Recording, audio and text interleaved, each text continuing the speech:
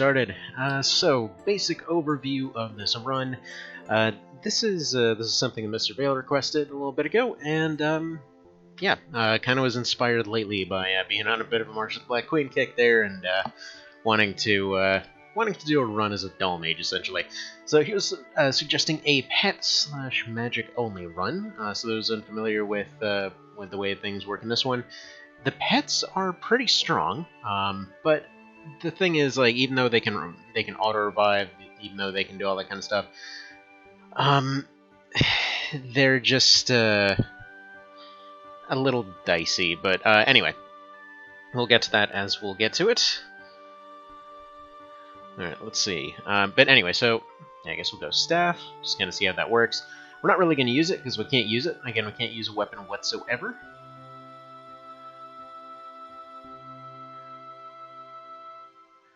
There we go. As per usual, we're just going to go name them after Tactics Ogre characters. Probably should have gone with Gilbert, but whatever, we're going Oshone. I don't know what it is. With a lot of these games, I just prefer the look of the female protagonist there. There's just something about the dude that just seems off. I don't know what. Let's see, dead center of the map. Maybe not. I mean, they're supposed to be located up here-ish, so you know what, we'll go for the speedrun mitten. I don't know why people always seem to go for this, but screw it, that's what we're going for. Anyway, so, basically, the pets in this are okay, but nothing to really write home about. They've got different abilities and all that kind of thing. They can become pretty okay, but they're usually not able to carry much on their own. Like, they'll have little glimmers of hope now and then, but for the most part, there's a fun addition. And the magic system is unusual.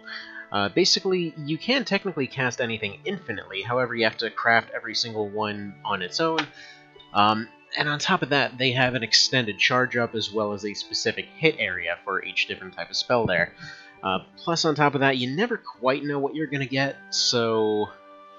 I mean, unless you're one of those that have fully dug into the code and figured out all this crazy stuff going on in the background. But, you know...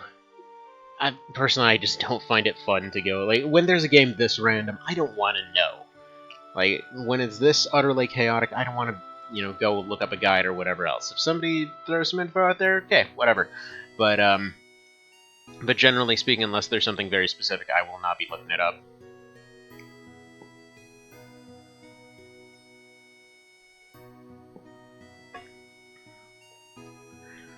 And as per usual, we start off with a very needy broccoli.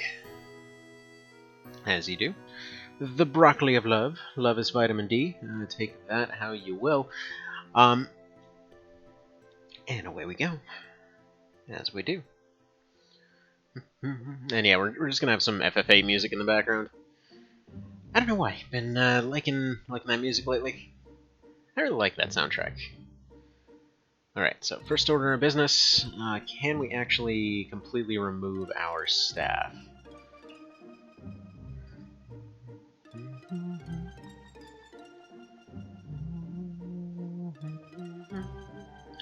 There we go, so I'm going to remove that. I'm going to allow armor and things like that for this run, mostly because I want to explore that system a little bit more. Last time using only default stuff was fun, but there's so much you can make in this game that I really want to explore those other systems. I don't suppose... Are we allowed access to the Forbidden Tome after just one save file clears it, or... that would have been nice. I wish that was a thing. If they make a remake, I hope that you can access no feature mode, nightmare mode, and all that right off the bat. I mean, yes, it's funny because on paper it's kind of a lazy hard mode, but... I don't know, it just works for this game.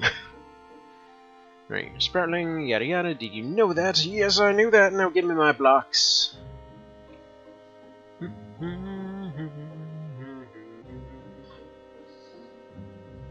It's just some crazy person living out in the middle of nowhere staring at a pile of blocks. This is a city, man.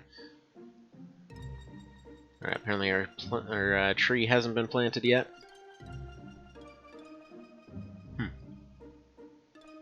I thought you just started off with your tree.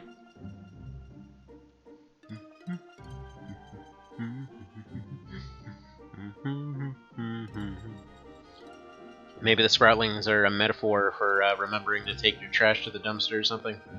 You leave it outside too long and... Okay, thank you, giant pop-up. You leave it outside too long and suddenly it turns into one of those horrible things. Alright, we're gonna stick it over here, I think. Because I plan to...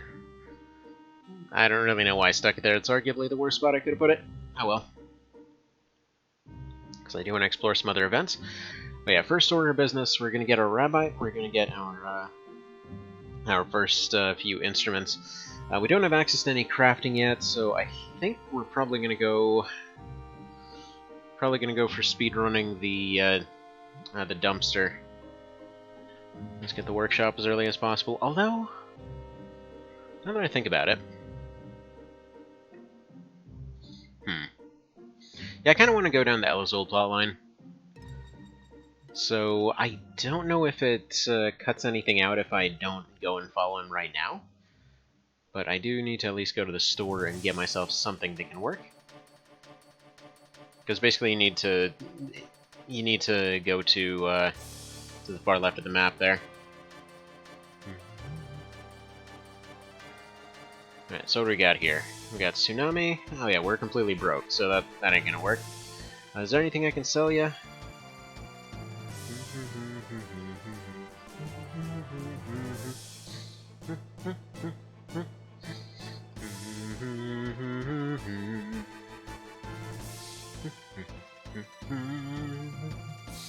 I mean, I don't know, I think FF8, as far as all the FF games go, I think it's probably, yeah, one of the better soundtracks.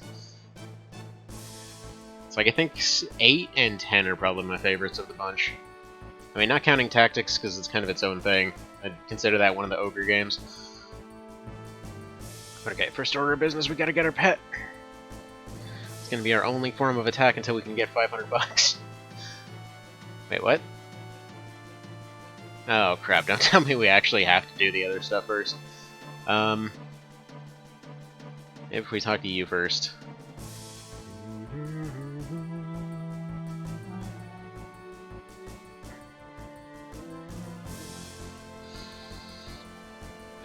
Alright. It is possible that we just have to keep going back and forth until one of them spawns, because this is the thing that gets you your corral as well. I'll give it a couple tries, see if it is random. If not... Huh. I know last time I just got this right away. So I assume something has to be triggered. So we're gonna go at least get one more area. Probably go start off the Elizol plotline, and then, rather than actually going out there, we're gonna see if we can stop by and grab a pet real quick. 'Cause I'm fairly certain you can do that at that point, because we can't even attack until then.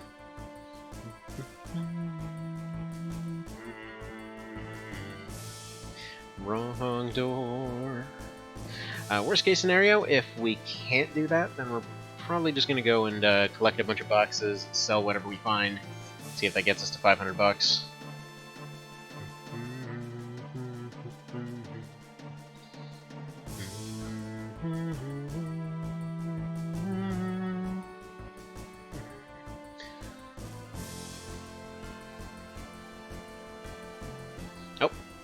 Nope, I didn't mean to protect the ferry. They are downright evil.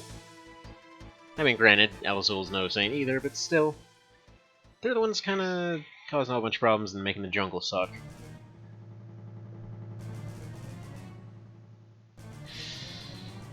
Right.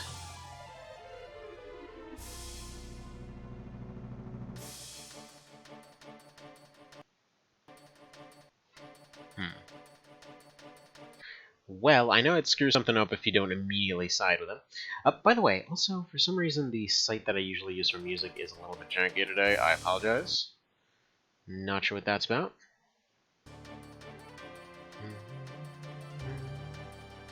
Yeah, let me go see if I change the track real quick, if it maybe won't have that issue. Is that a little better? There we go. Oh, come on now.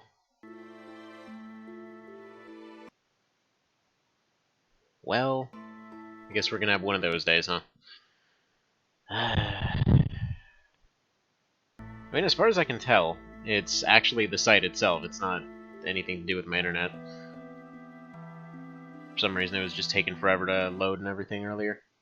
I think what we might have to do is just accept YouTube for a second here.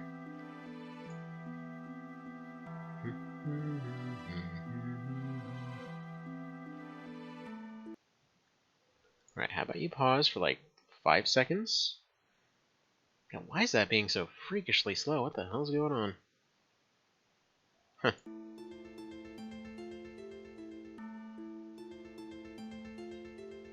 It's literally loading slower than it's playing. I've never seen that from this site before. Huh.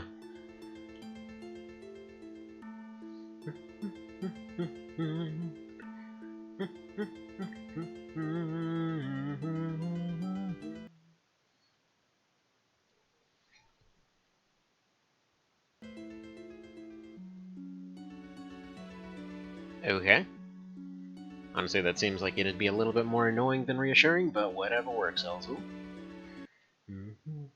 Oh my goodness. Yeah, this music thing's ridiculous. Hold on. YouTube, you working better? Ow. I don't know why I keep trying to type with that hand. Huh.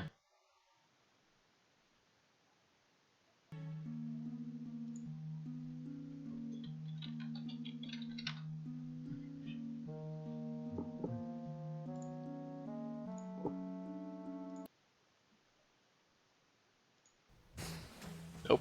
Nope. Get out of here, ads. No! Get out of here, ads, you suck! Actually, speaking of, somebody pointed out to me that, you know what, for all the times that I walk away for a minute or something like that, I really should be using ads. I honestly don't know why I haven't been doing that up to this point.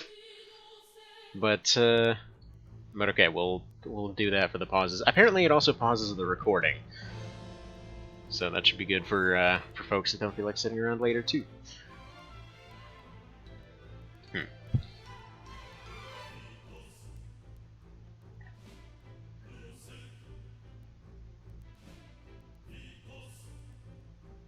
Huh, alright. I mean, he's not wrong, but everyone's got their preferences. I mean, I'm pretty sure that's sexist, but hey. Alright,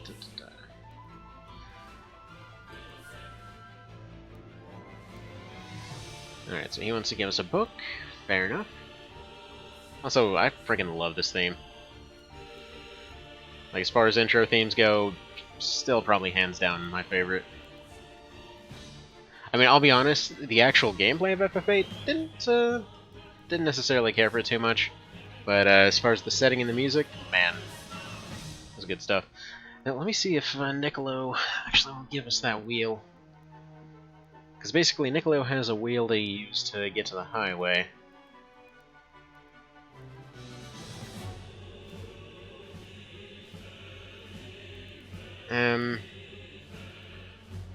I'm not sure how this is supposed to work, because... Actually, maybe we can start out on not the highway. Maybe if we go bug that ferry, we can start up in the jungle and hate our choices.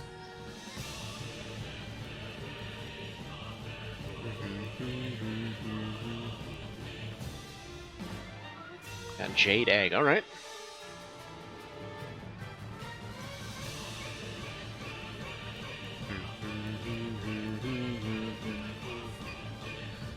Alright, so... Let me go collect the items in here in case we do need to sell stuff. There's a few things we can get. I don't think it'll add up to 500 bucks, because that's going to be a decent bit at this point in the game. Alright, bird meat, that's probably going to be like 10 or so. We've got 100 from our stuff.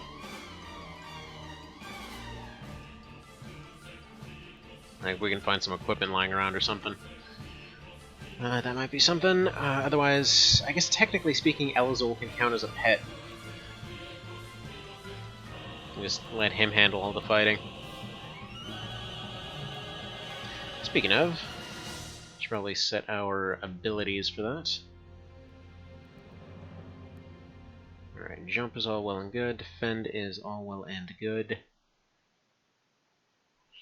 I want to get evade again. That mess was fantastic. We're going to start off with crouch and jump. Get our high jump.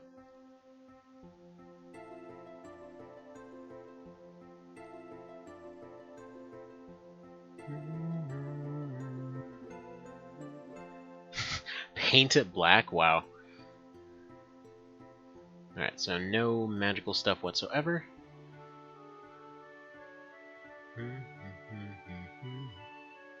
Oh, interesting!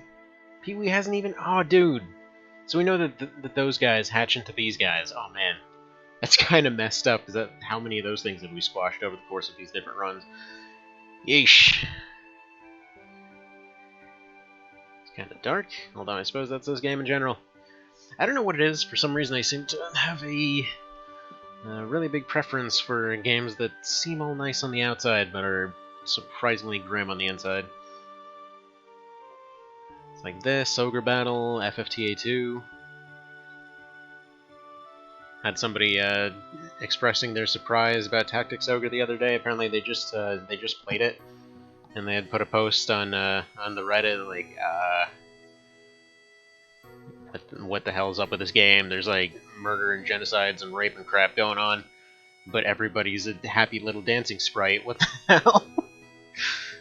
Right, well, welcome to Ogre Battle, sir. that's a series in a nutshell. It's pretty freaking dark.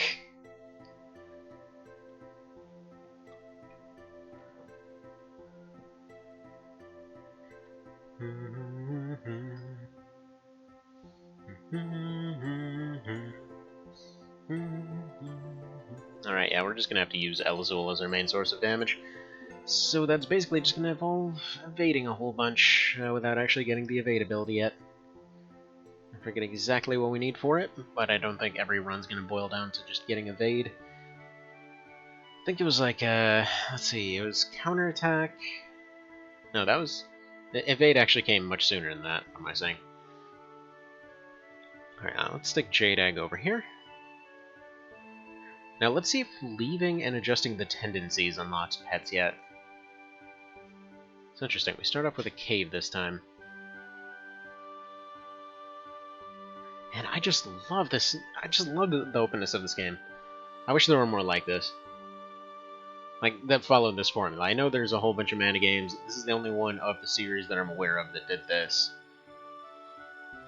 I mean, this format is just beautiful. You can just do one... Like, this is literally the same thing that made Dark Souls appealing. Where it's just like, you have options out the wazoo everywhere. It's so good. Makes it really good for challenge runs.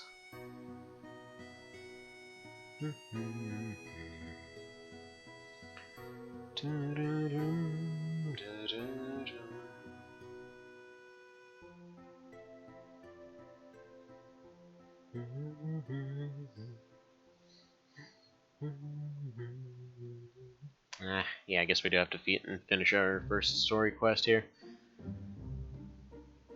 Was hoping... I'm pretty sure you can hurry it up somehow. Well, we'll worry about that later.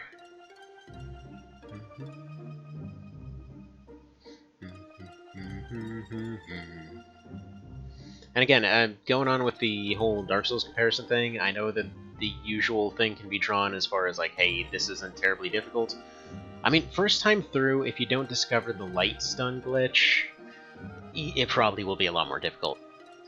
And I think after this point, we're going to start playing with the rebalance patch.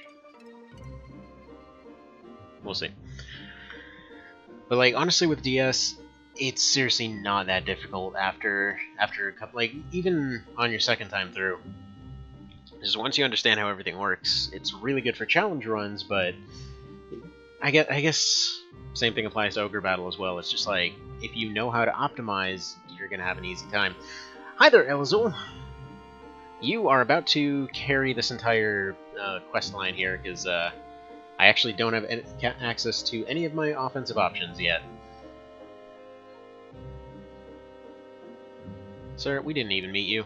And dang right our name's Chumpy. Don't you forget it. go ahead and officially change the username to Chumpy. Chumpy Potato.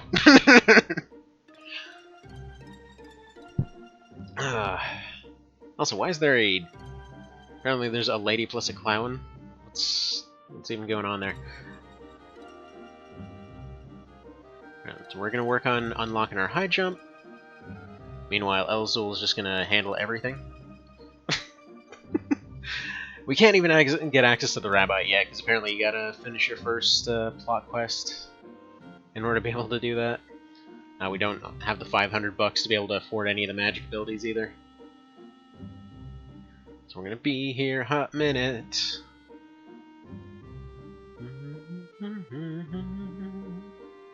And yeah, I'm kind of counting followers as a pet. Because let's be honest, especially for ones like Bud, they basically are a pet.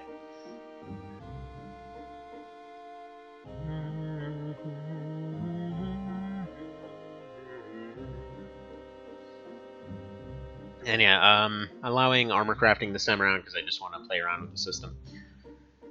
We're not doing it all default. People don't come here often. Not sure what you're doing here either, sir. It's suspicious. Almost like there's a weird shrub cult going on.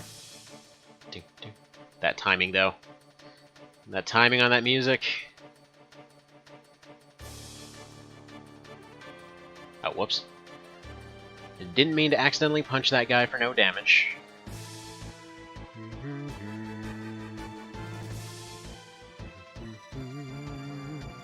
Now, interestingly, your bare hands still involve having claws for some reason.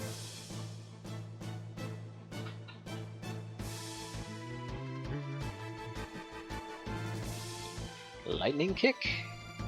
Okay. So, apparently even unarmed, like, completely disarmed, gives you access to the fist moves. Well, dang, Tactics Ogre PSP. Should have done that.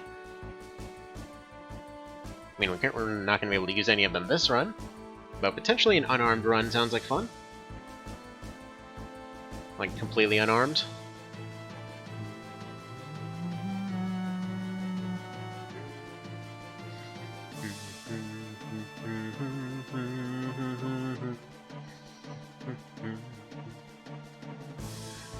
So how long is it going to be this time before the inevitable comments of, why don't you just go put on the Legend of Mana soundtrack? I mean, today I guess I have the excuse of the YouTube version, for whatever reason, has a whole bunch of lyrical singing and stuff on there. Meanwhile, the version that I usually use for showing off this stuff, for some reason is janking out today, so... There's that. Also, 2 teleporters, couldn't tell you why. Blank eye. Well, I suppose we only need like 20 more chests with that kind of crap in them. Might be able to actually afford an offensive ability.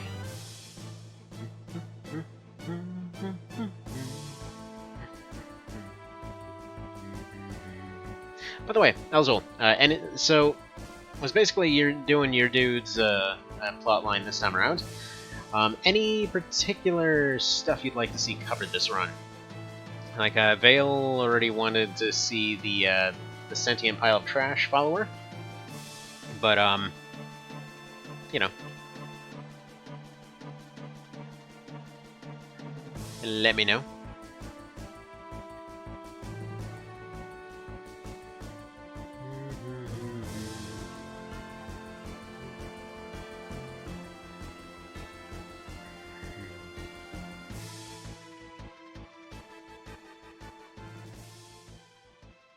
Not sure why high jump has taken such a long time to unlock this time around.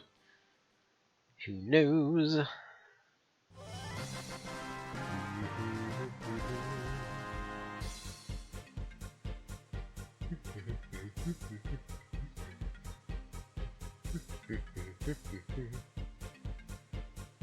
It's kind of interesting that these guys actually use spin on you.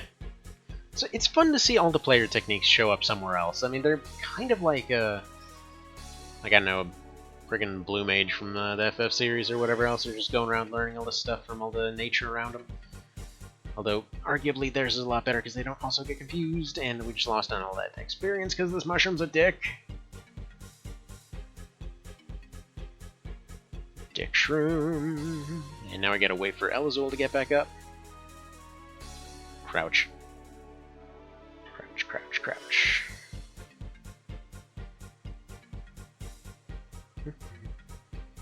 Wake up. Friggin' accidentally teabagged Elazul. Come on, wake up!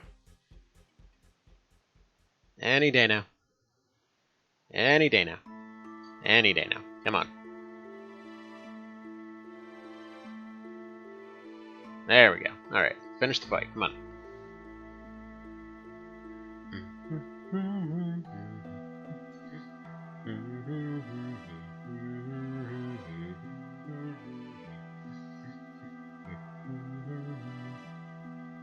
Jawbreaker.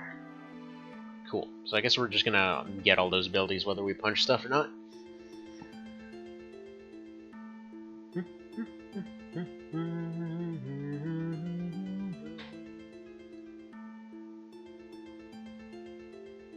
Is this where we came in or no?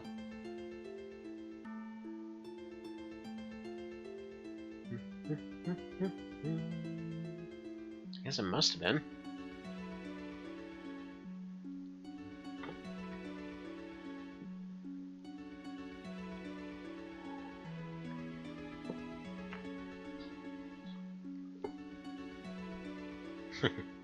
Alright, that is a pretty freaking sweet move.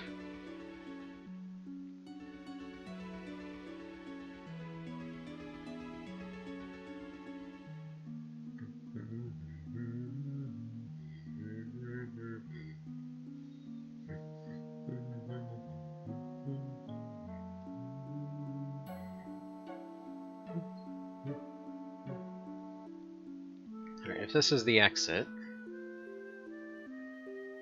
Yeah, I think it is the exit. Oh, no, it's the entrance. What gives?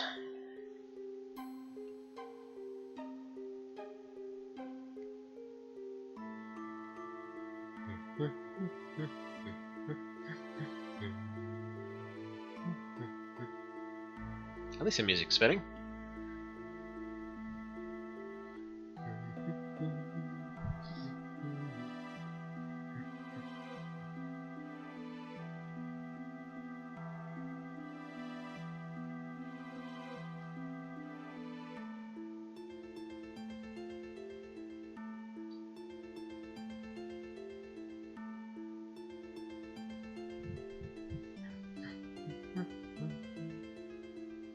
Probably should let Elazul get some of this experience, actually. Need to get the EXP share. I don't remember where I got that thing last time. I suppose, thinking about it now... I guess I never really needed to go for this route, did I? Either one would have been just fine. I would like to see what happens if we save the highway for the way off in the end there. Or hell, if we just never get the highway, I wonder if that's possible.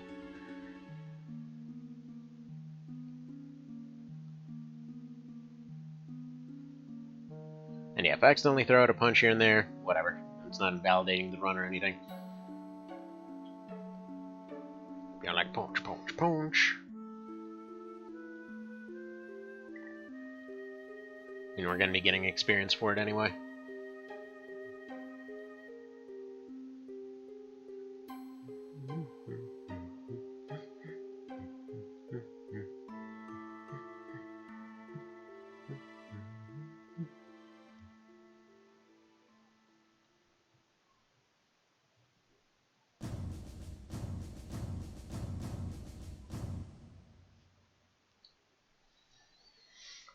Thinking about it, I never actually checked if magic was an option on the starting menu.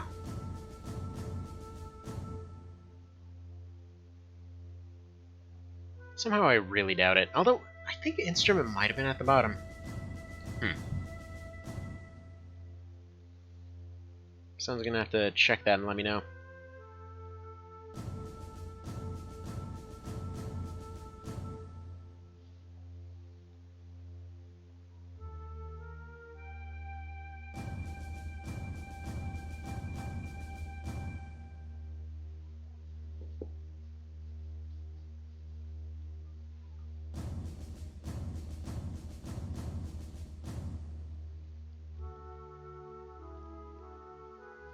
But yeah, not gonna lie, after the ridiculous epic that was that was doing the last boss last time, got really tempted to go back in New Game Plus, get all the way up to the last boss, turn it up to No Future mode, and then just see how long that takes on No Future. Although, now that I think about it, it probably makes even more sense to just save that for unarmed, like completely unarmed. We'll see. We shall see.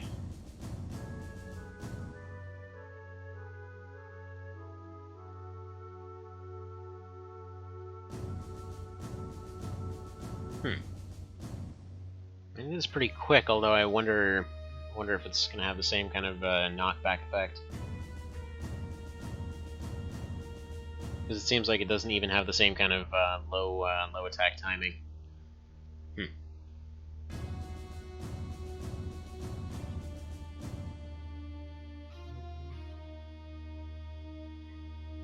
I don't know.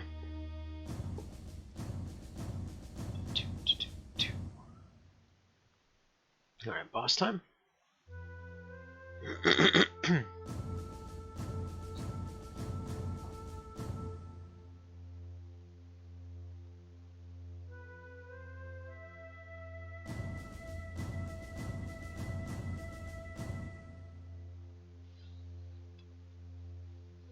She's just casually hanging out there.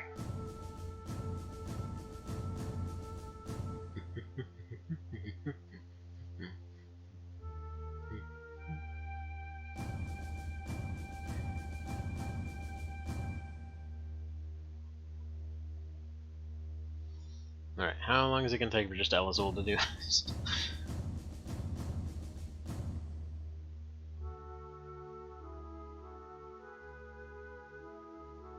He's not even doing damage. There we go.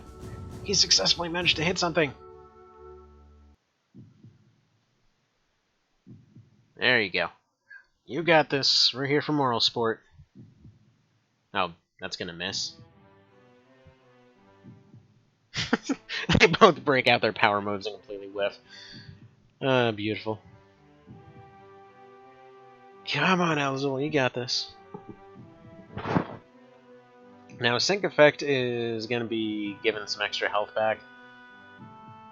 At least it was last time we were through here. I wonder if that's going to apply in his case.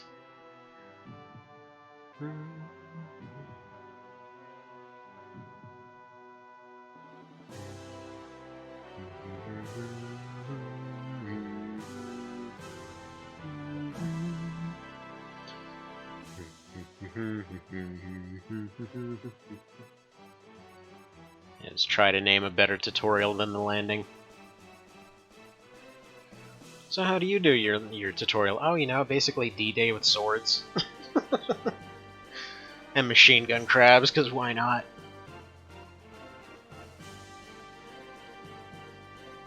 Like, it's funny, the AI actually knows how to dodge.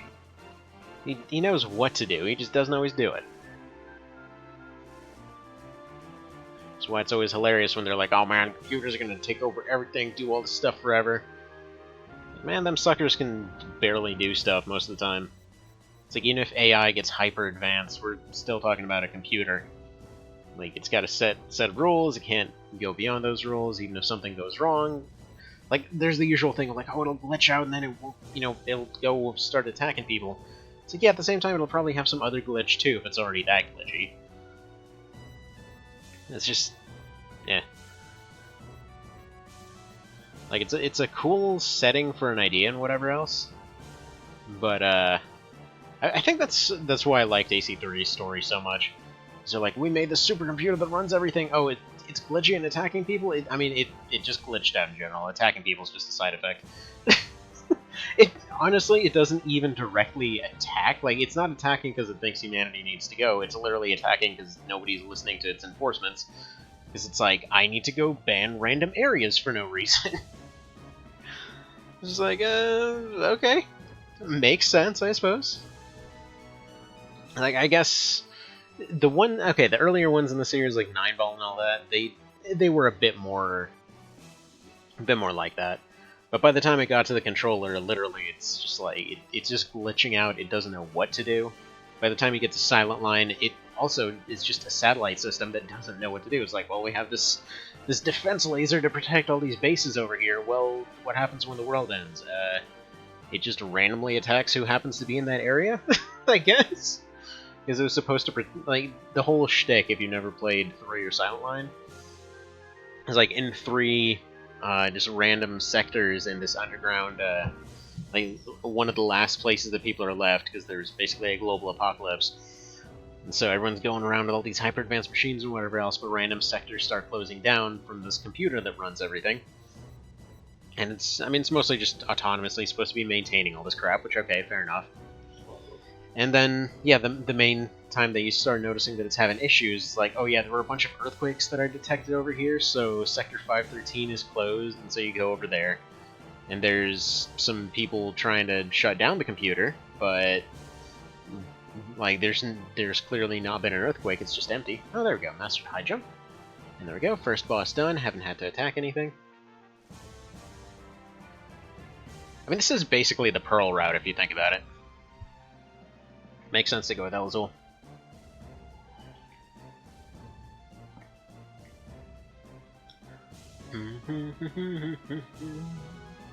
I really should have just called this the Pearl Run.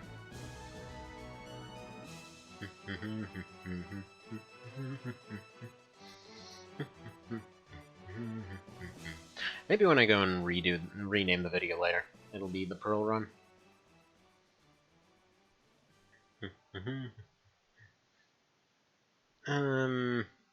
Whatever, we'll just side with Elzul for some reason. I forget why we would ever want to do that, but oh well. I think it's just for all that they try to write her. I'm not a big fan of Pearl. Yep, thank you for not siding with you. Alright, get out of here.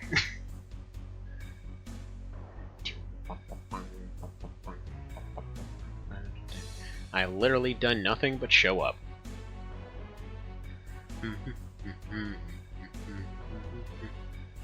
What is your get-up, man? So confusing looking. It's like a mix of pajamas and like a Landsknecht or something.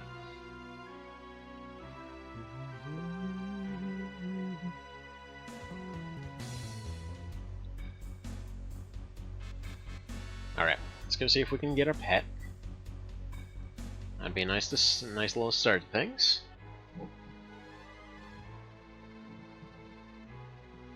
Still can't believe I screwed up things with the town there. Although I suppose we can probably stick the cove and the pirate ship in the water. So we should still be able to give it a maxed out tendency towards something or other. Now, how much money did we... Alright, so I have exactly 1 attack. Well, it's not a line of sight thing, because I'm pretty sure that mechanic doesn't exist.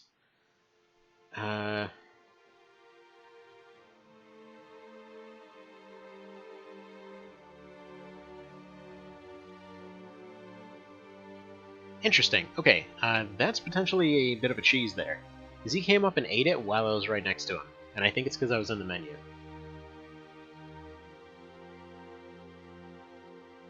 Alright. So go to the corral, spend a few days. Sir, how did you know about this corral in my house?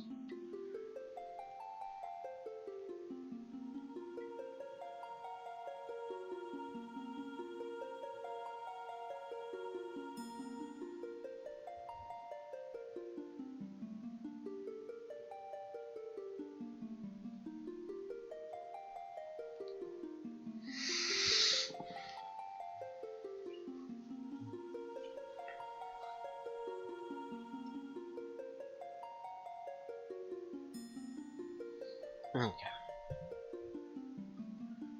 So now we leave for a couple days, come back, and we get our main source of damage.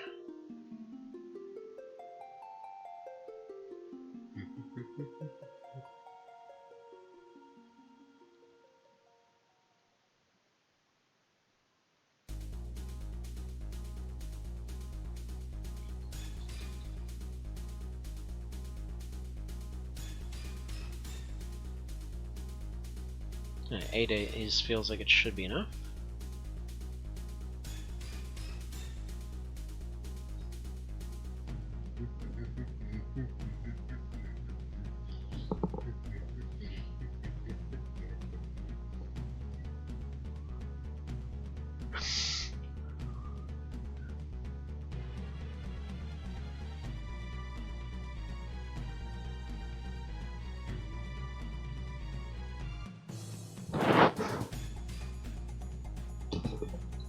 Right, hatched yet? Perfect.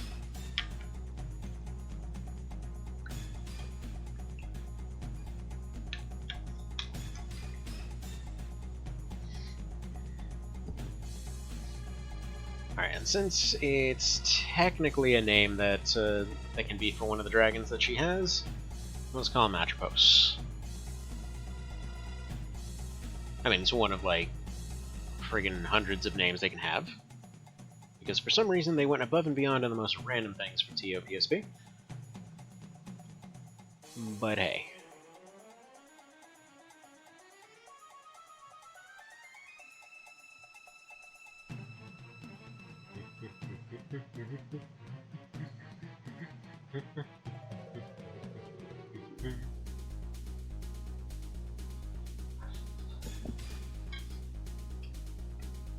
As before, we're just gonna give him random food.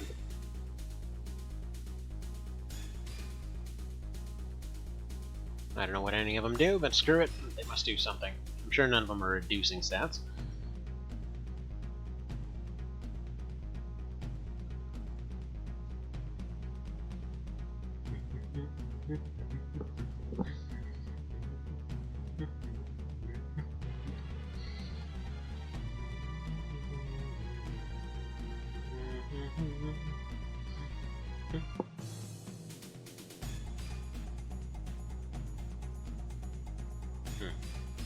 What causes the tree to sprout?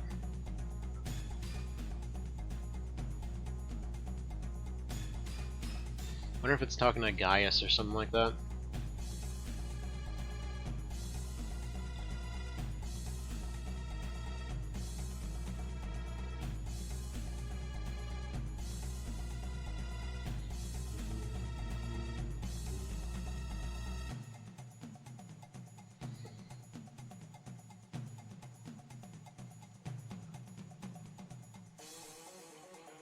There we go, there's that. The stone eye over here. It's so weird to have it start off like this. That's gonna be the tower, isn't it? No, that's the lake. Huh.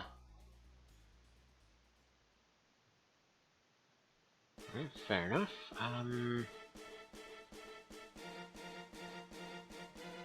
I guess let's go see what's going on in the lake, why not? So I wonder what else you can start off with. Because I thought you always had to go to the highway.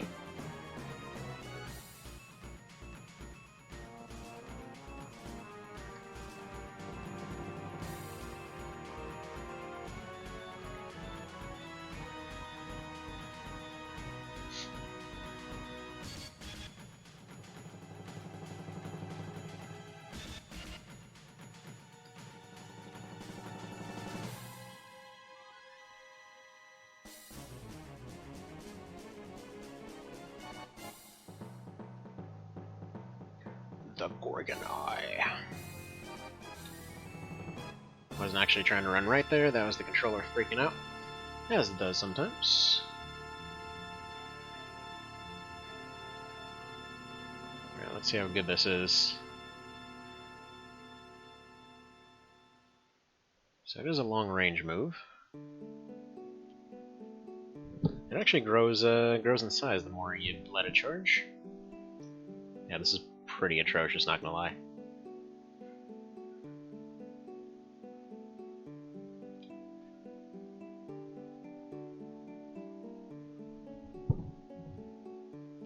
Also gonna go take on the water boss. Clearly the best time to be using a water ability.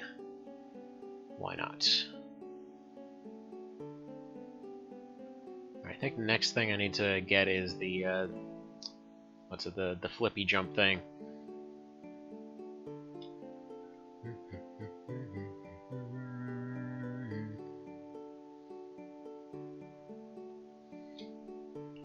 this is pretty bad.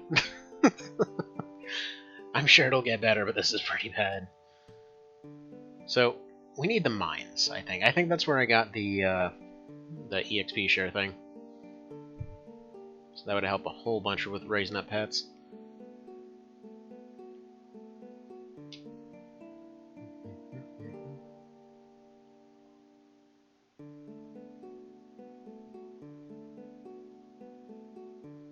Alright, and you know what? Actually, I gotta be right back real quick.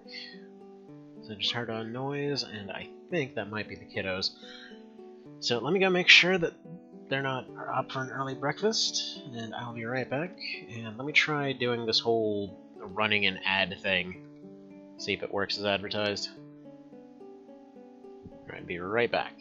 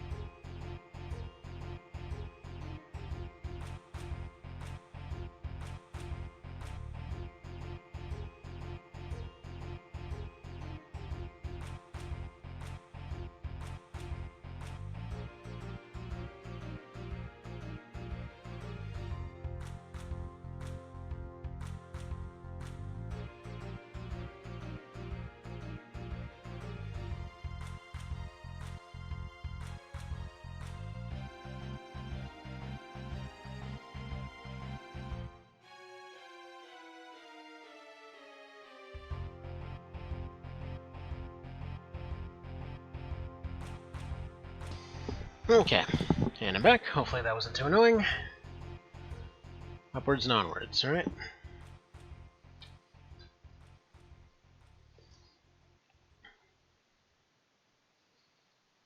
Yeah, this is pretty weak.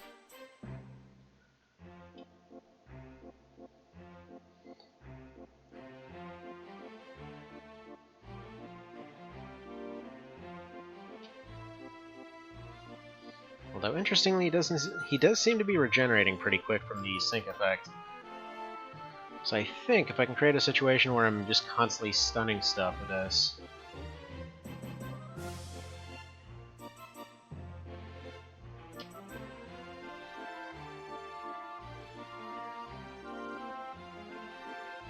And I'm fully aware that I wasn't giving it the optimal charge time, but it doesn't seem to make as big a difference as you'd hope.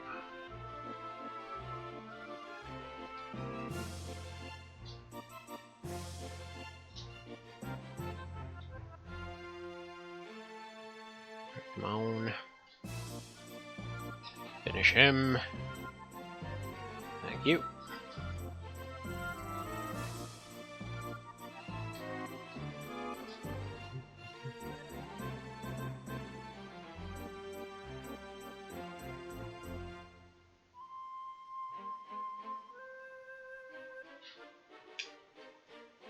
I think it's lunge that you need to master in order to get roll. And then roll into high jump gives you moon vault, and then I think it's evade and retreat. Done enough times that gives you evade, or retreat and lunge, I think. Something like that, one of those.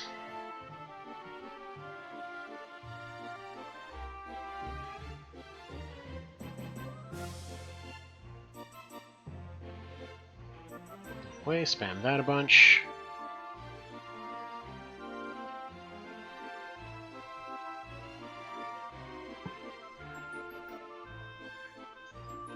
Ah, jeez. It's so terrible. I suppose if nothing else, at least the music matches.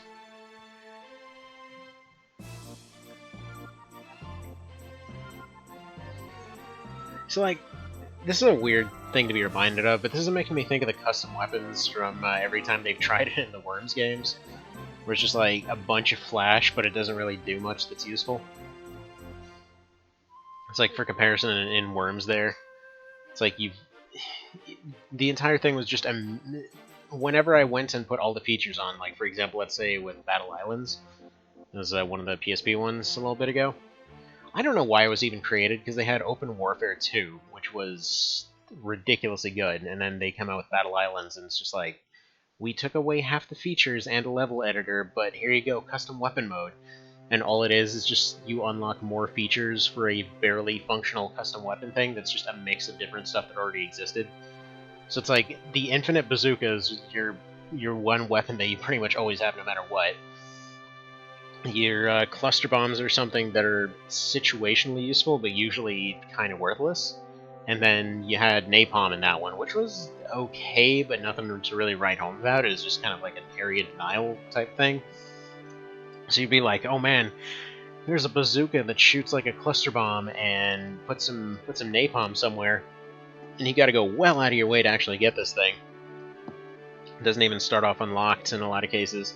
I mean, you gotta spend a bunch of the campaign unlocking it, and then you gotta go put the thing together, and then finally you unlock it in-game, and you get like one use of it. And it's ridiculously underwhelming, to the point that it does less damage than any one of the weapons that it actually combines with. It's just, it's kind of pointless. I mean, you could give it a custom name, but what was the point? You could also make it into a baseball bat that sets you on fire. Like, okay.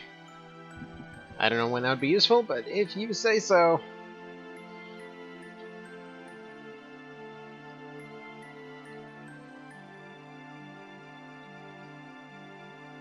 Master Bloody Knuckles.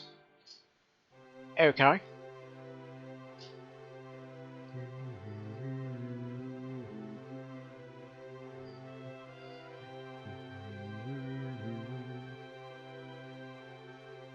mean, if we're going to be spending forever waiting for this rabbit to do stuff, we might as well get evade. We'll work on Moonsault and stuff like that after that. And the main reason I'm trying to pick them up every run now is just because of how universally helpful they are. Because if there's cases like this where we're doing no damage, they're just going to be necessary.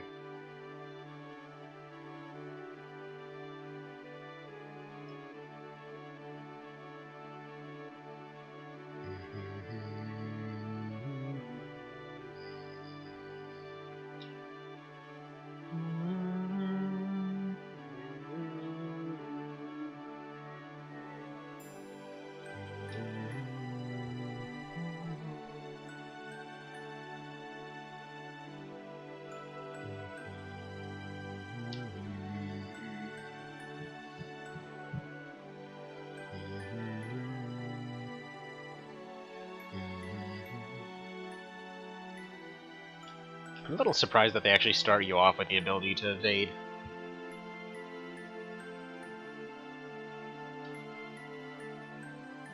It's It's so strong.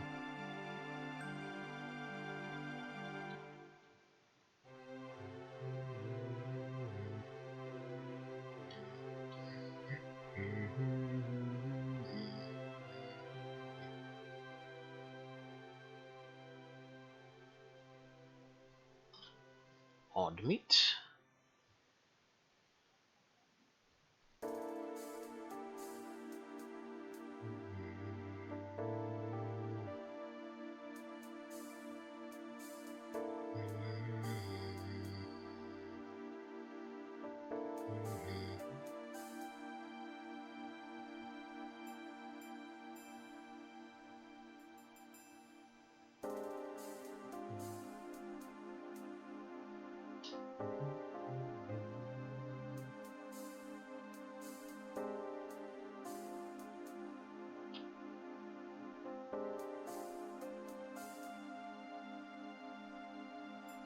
That seems like a really backwards ability.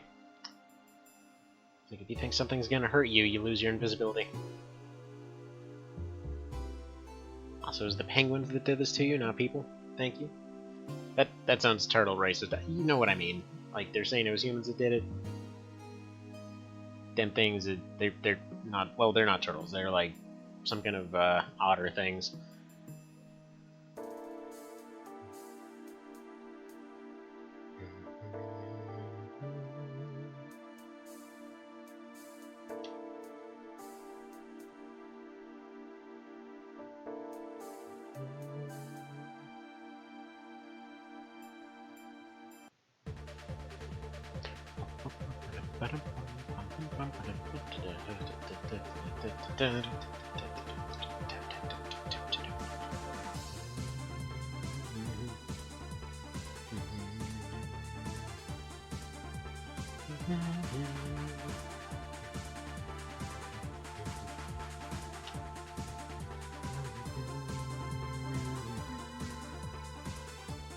I think that was another reason that I loved FF8 setting.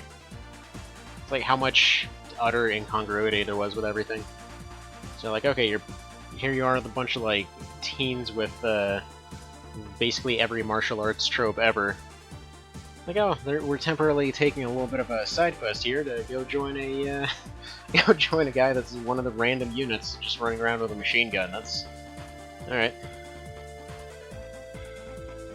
It's quite literally the name of the song, by the way, or this piece of music.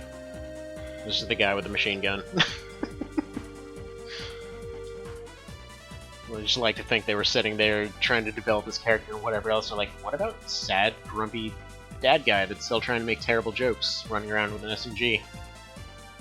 Just living in the countryside hunting stuff. Okay. That's a character, sure.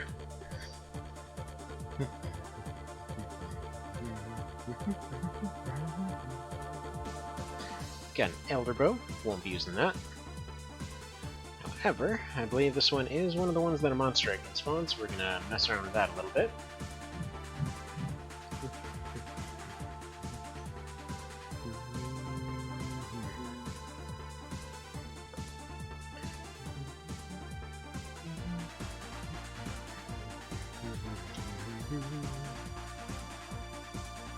Well, good morning! Would you like some breakfast? Yeah, breakfast sounds good? Alrighty, let's get you some breakfast.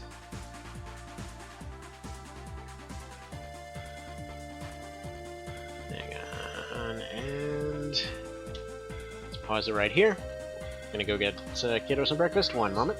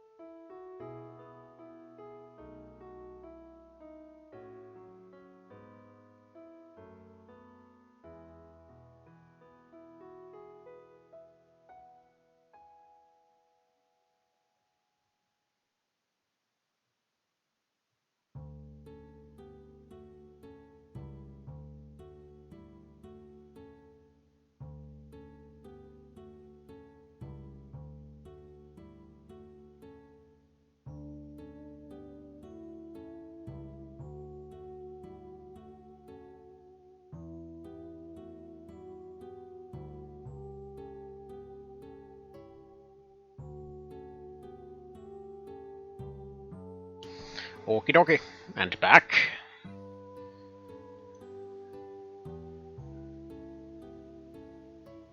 Back to the sheer unmitigated slowness that is this run.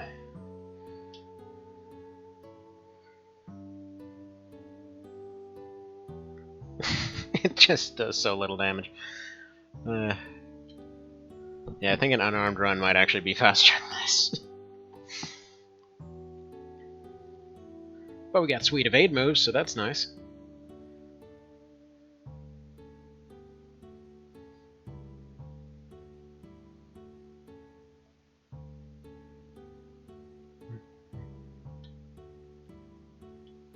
And even better, you can get knocked out of the animation. It's so reliable. So reliable to be terrible. It's got the delay, it's got the getting stunned, it's got the low power, oh man, it's just got so much not going for it. It's beautiful. It's everything I ever wanted in a challenge run. There we go, finally. Why did I come back to this map again? To get odd meat, apparently. Alright, now we go back and forth until the egg spawns. So I think it's like 10% odds or something. There we go.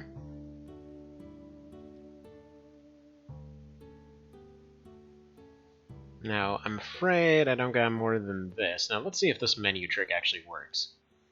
Do we count as invisible to this thing?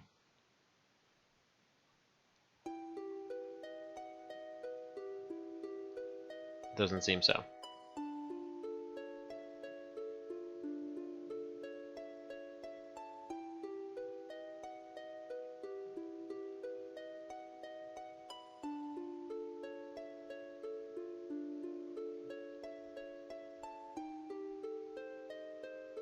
Come on, go eat your fish.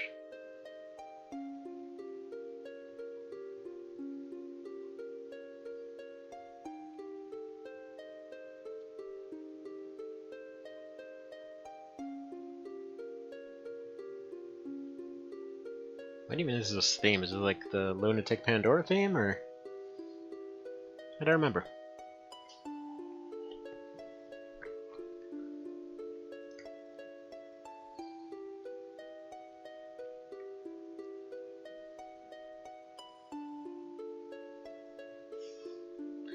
Rude egg is rude. Taking my food but not becoming my permanent life slave. Come on.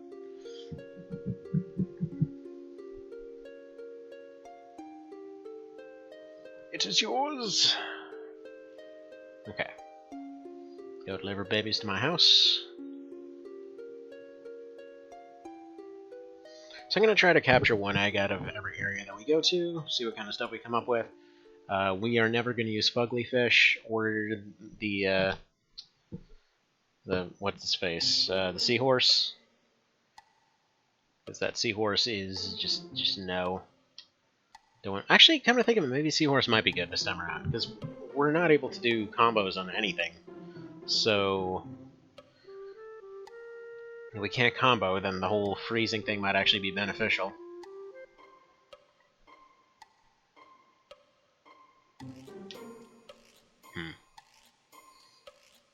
Now, I forget if I mentioned this last time, but after the bow challenge, I tried going into no future mode, seeing how long encounters took using just default equipment. As much as I want to do that run, it's not going to be practical. Like, if I had a frickin' time machine, sure. It's not a patience thing, it is I would literally not get anything done the whole rest of the day, and that's not something I can afford type of situation. Because it took about 2 hours into attempting it. I didn't get through the very first encounter with two bees and a rabbite. The 2 bees went down after about an hour. The rabbite, not so much. So sure, could be leveled up and done that way. Might be a little bit faster. A little bit faster. But yeah, no. It's utterly impractical. As much as I'd love to. At some point, we'll do a no future run of some description, but it takes too long. With the spear with Steve there, yeah, I could see doing no future with that because they're taking out a couple of health bars with each attack. When it comes to Alistair there with the starter bow, low level, no pets, all that kind of thing. They were, let's see, I'd say it probably was about 10 minutes per health bar for just basic enemies, and they got like 20 of them. So, no. It just keeps going and going and going, and I don't even know how much they had left, to be completely honest.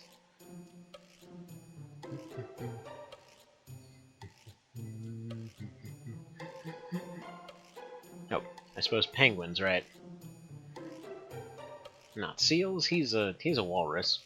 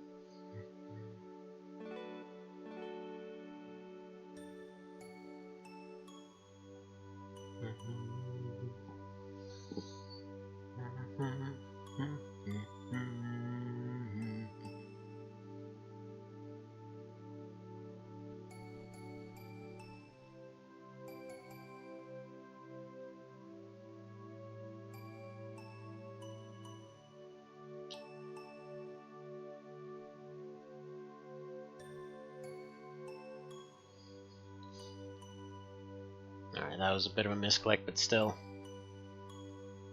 It's gonna be really pitiful damage one way or another.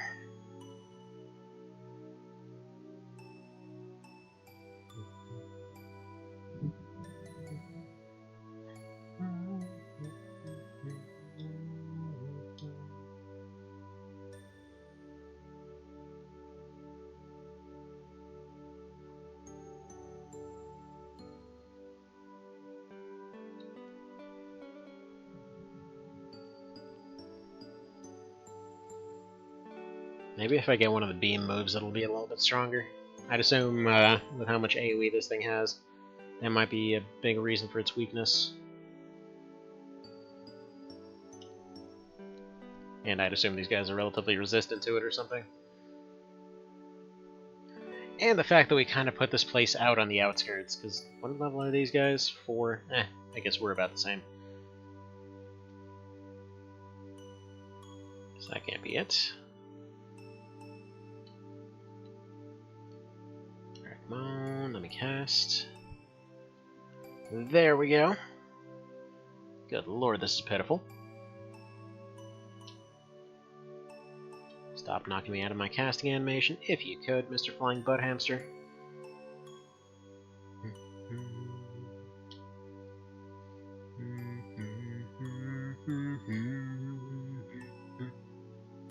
And yeah, if you have any kind of pets or any kind of casting abilities you want to see used, feel free to let me know. If you have any recommendations on how to craft specific things, let me know. I'm not going to look up a guide. We're either doing this randomly or somebody's going to throw something out there. So yeah. Oh boy. Goddess Man is gonna be a real fun time with this. Like, I would say default spells only, but no. Just no. If this is what friggin' Flying Butt Hamster's doing, oh, we'd be there for like 6 hours. Last time was already enough of an endurance test with a friggin' 2 hours of starter bow per attempt. Still can't believe that one attempt, just like friggin' 3% health, die. What can you do, right? It just goes that way sometimes. Makes the comeback that much sweeter.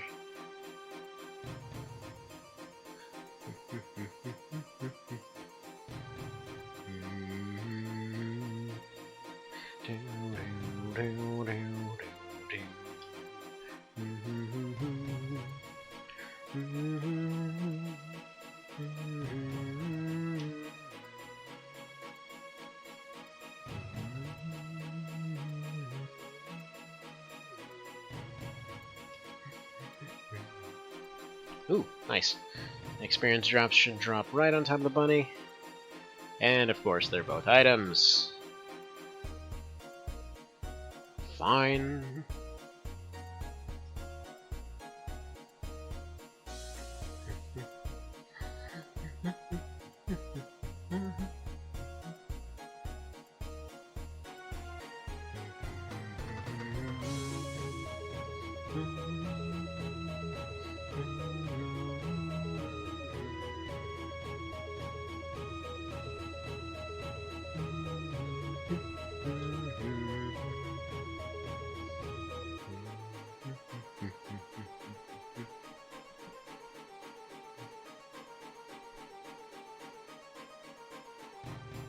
Oh crap, this thing.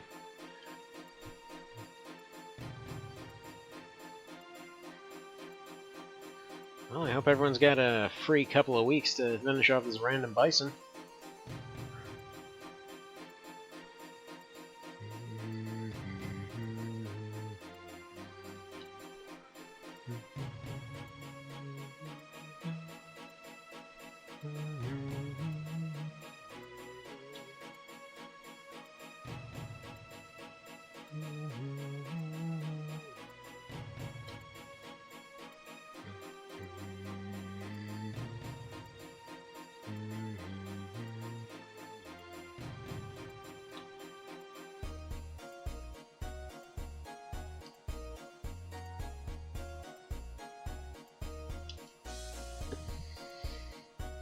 Yeah, I think if we can get access to the platinum like we did the first time around, definitely gotta do something about that.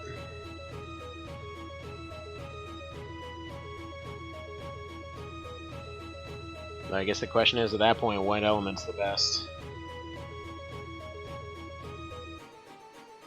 Like, I got this thing figuring that maybe water would be better against more things. There's only so many water maps, you know? But I'm not even sure it matters. It's just what day it is. So then at that point, it would kind of just be rolling to get that particular day over and over, which I won't be doing. That kind of stuff is lame.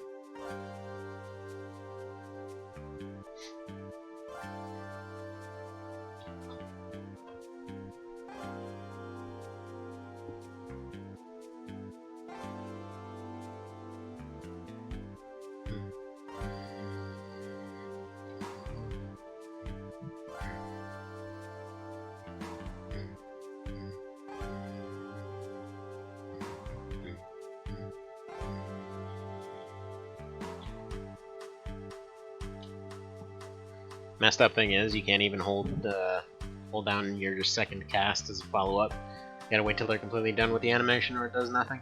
There's a little bit of a delay to it.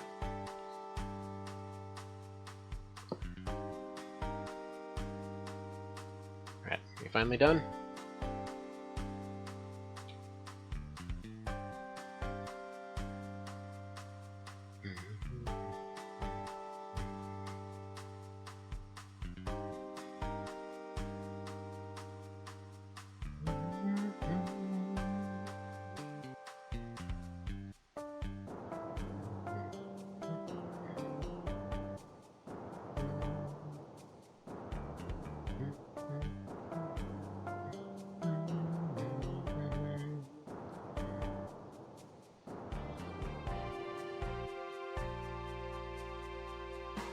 It's kind of interesting that that for all of the penguins trying to save their captain here, he kind of just sold them out.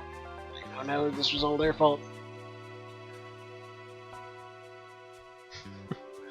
He falls over backwards.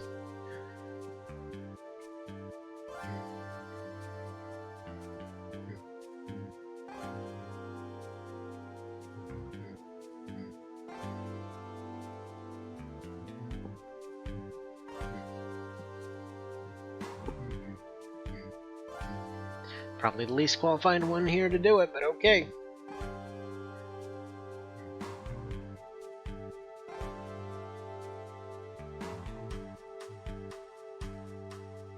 And point.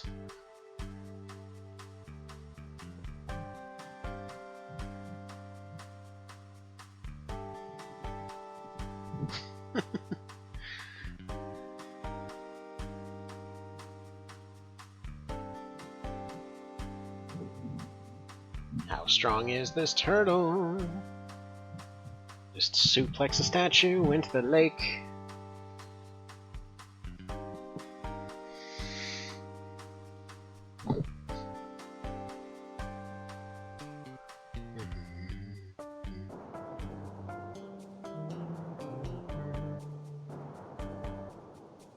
I love how they do that. They know that there's a chance you might have to restart on some bosses. So they're like, okay, here you go. Have this little moment right before the checkpoint, or right before the boss fight starts to be able to set everything up. Alright, come on. Lake monster be weak to water somehow. Wow. Just wow.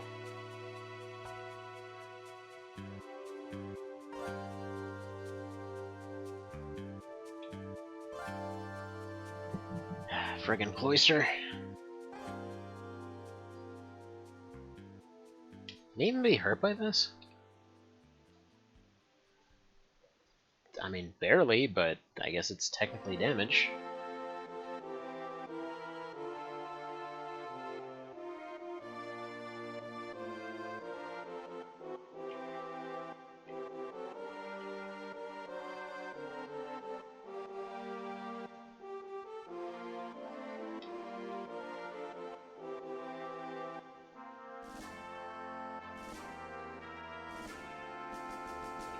I thought the bow run was bad. Well, now we're gonna do the same thing, except way slower.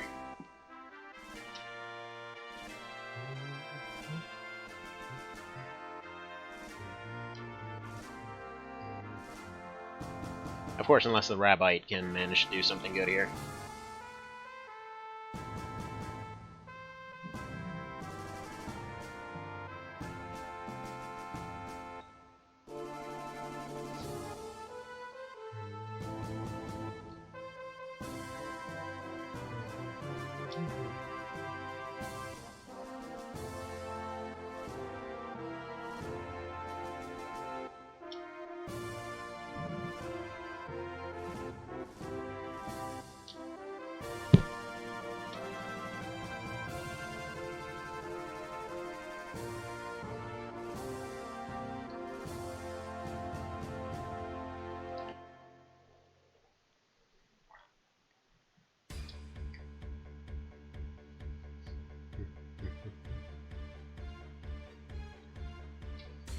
My goodness, come on. Let him get hit by something.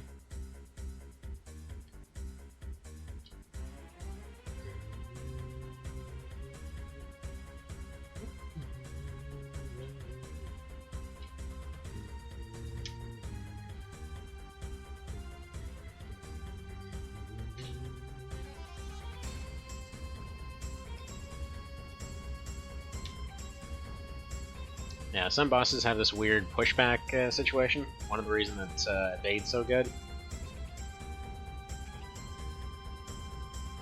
Because like, if you get too close, it'll just start shoving you against the wall over and over. Because your character's first reaction is just to bump away and try to run and hide. So you're kind of stuck in an infinite loop there.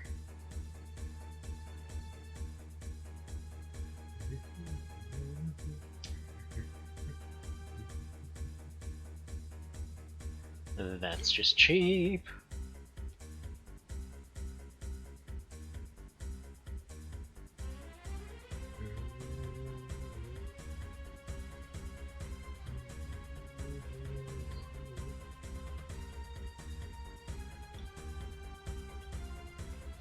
Alright, come on.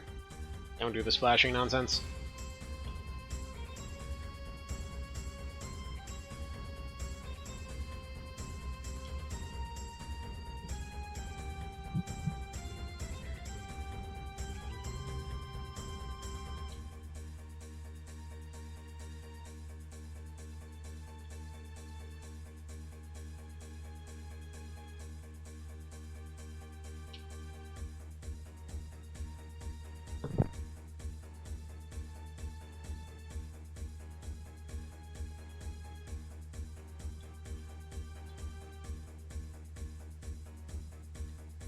Yeah, I think we're gonna call it a short one today. Maybe just make it a two-parter. This is, this is way slower than expected.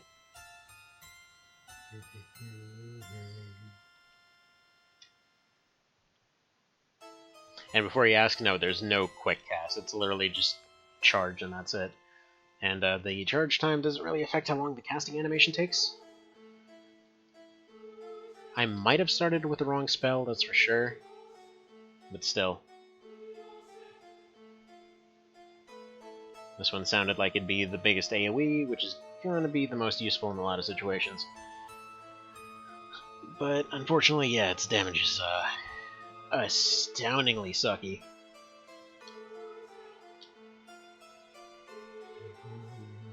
I mean, on the plus side, it gives you a ton of iframes, so there's that. Because even towards the end of the animation, pretty much as soon as you release the trigger, you're getting iframes.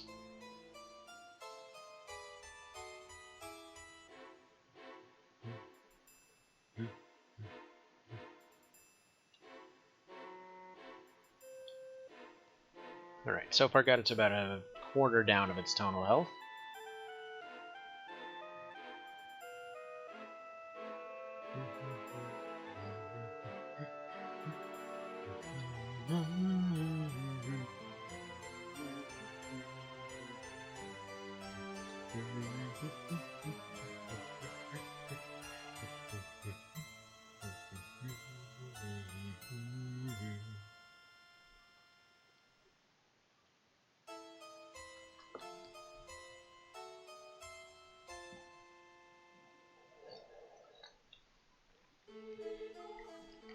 Now, if this is just the eye, it makes you wonder how huge the actual entire Gorgon is.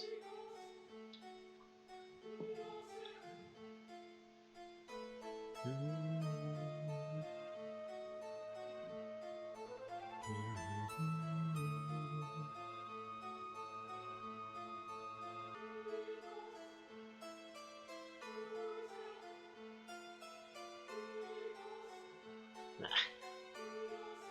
Sure, just gone for the cast there.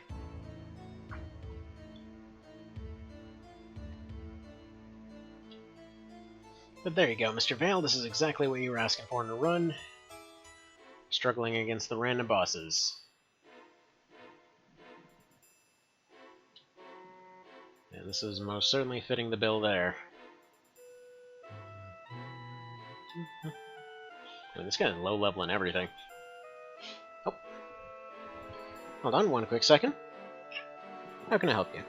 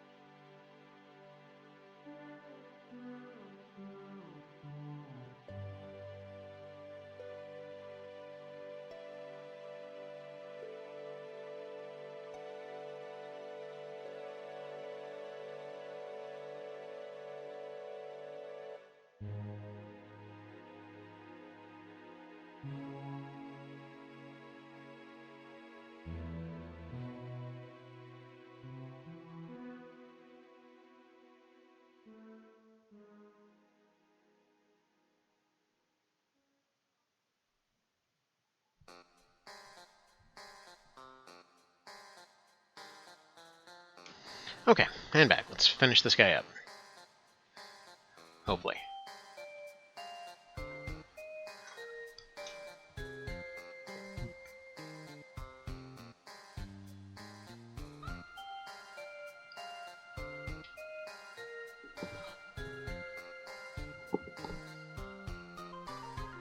Jeez.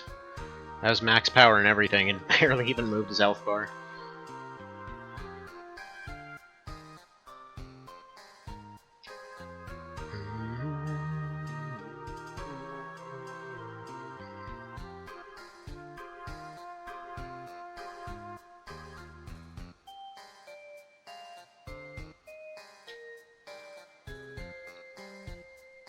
Now I can't help but feel that maybe after it's max charged, if you hold it a little bit longer, like right before it times out, that there's going to be something.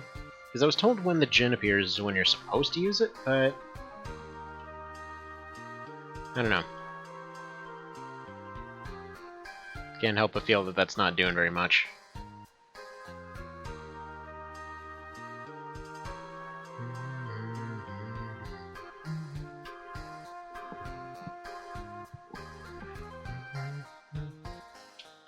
Right, quick defensive cast here while he does his thing.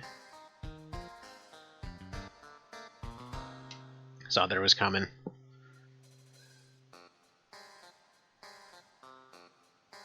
Come on, Rabbi! You and me! Got this! Can do this! Slowly regenerating his... oh man. Something about power of friendship or whatever. Come on. Come on, Bunny! You and me!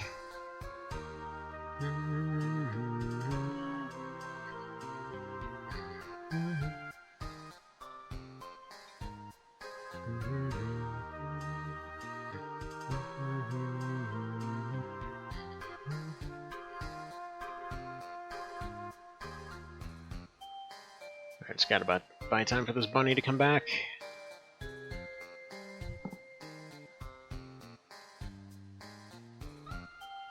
Come on, bunny.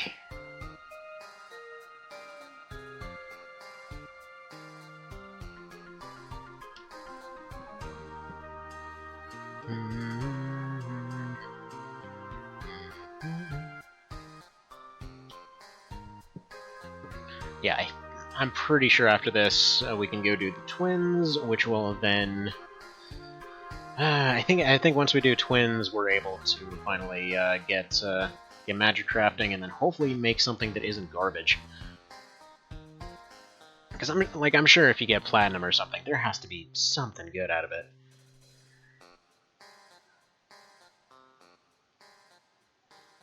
Oh crap! Almost died there. Come on, rabbit, come back. Need your healing powers, man.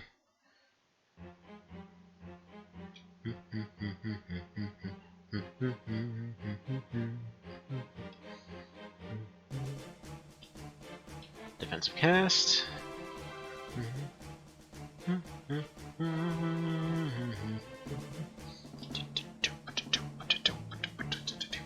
Now, I'm always a fan of marches and all that kind of thing. Love this theme.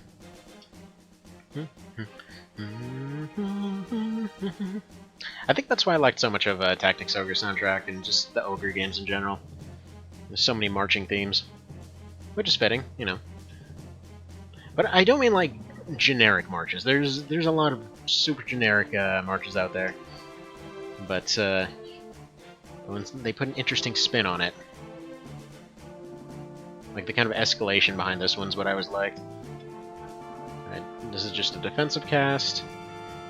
If you ever see me throwing one out at point blank range, I'm just trying to use iframes. I think he's going to go for the beam and defensive cast.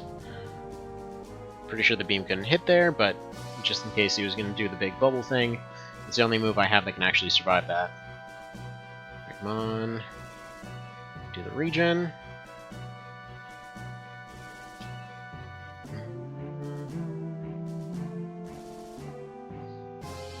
Alright, so he can't get knocked in the air, but he can still be affected by this. At least I suppose the nice thing about having this tsunami thing is he turns blue, so I know when he's taking damage. Oh no, oh no, oh no. Might be dead. Thankfully wasn't.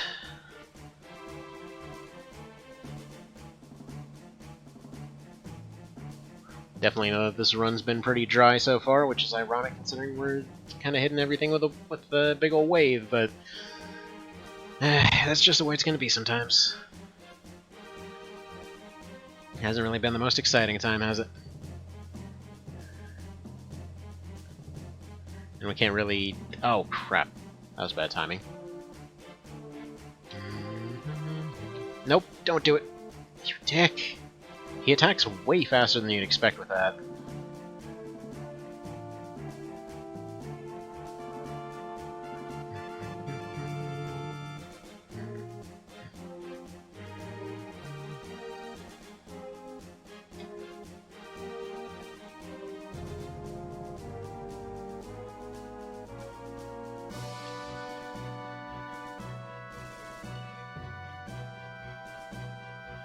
Yeah, one more hit and we're out.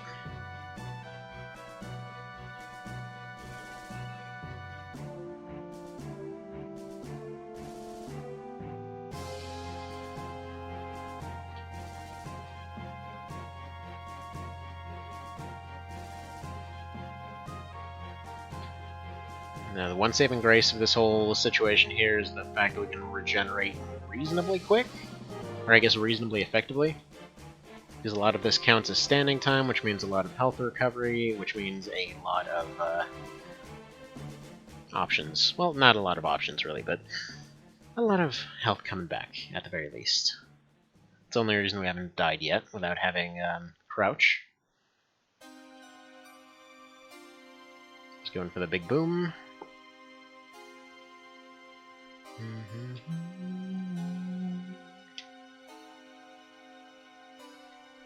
This also makes me realize that of all the saves that got lost, my really long Vagrant story save from years ago also is unfortunately in that pile. So I guess that means we can also do Vagrant Story blind at some point.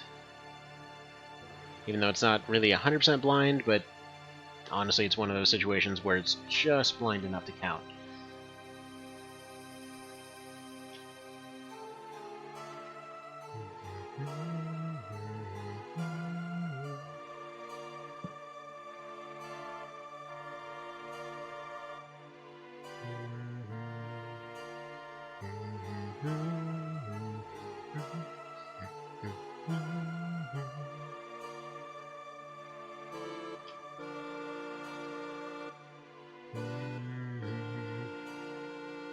I mean, for all intents and purposes, I'm not even sure that this is actually supposed to be shooting out a tsunami.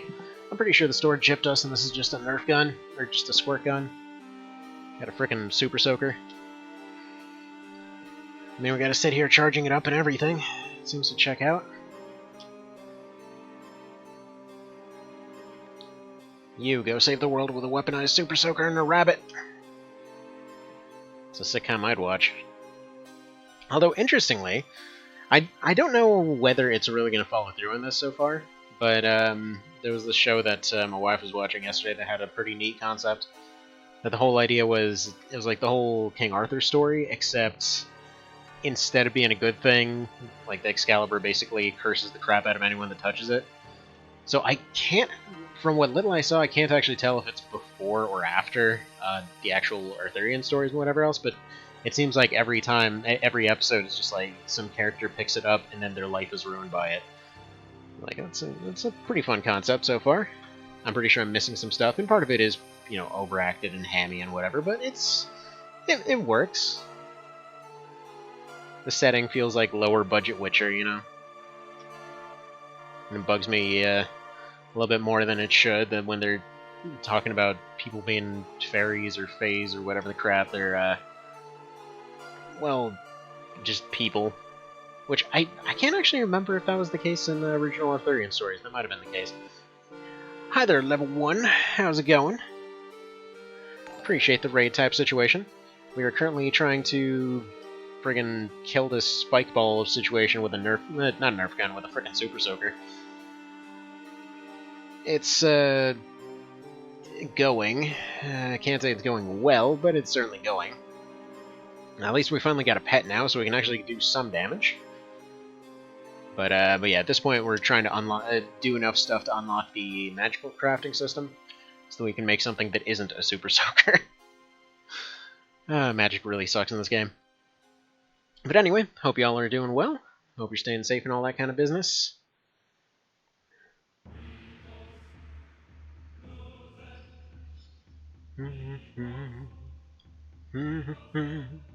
And as per usual, since I feel like I have to explain this forever, yeah, not using original music here because it's off of Big Vita. Which basically means that if you try to record audio off it, it sounds disgusting unless you have some absurdly specialized equipment or something. But yeah. Anyway, how's your day going? At least passably decent? Right, that one's just going to be a complete whiff. He's probably going to go for the melee here, or the death laser. No, he's just going to move.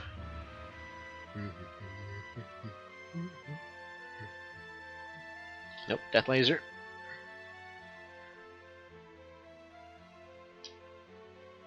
See if this hits him right out of this. Tired? Yeah, I feel ya. It's all rain clouds and 2 hours of sleep over here as well.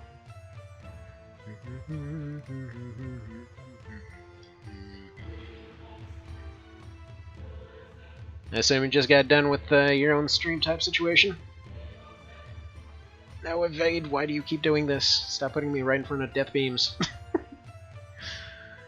Yeah, if the, you know what, the starter bow only run ended up taking 2 hours for the final attempt at the last boss, I can only imagine how long it would take with a Super Soaker here.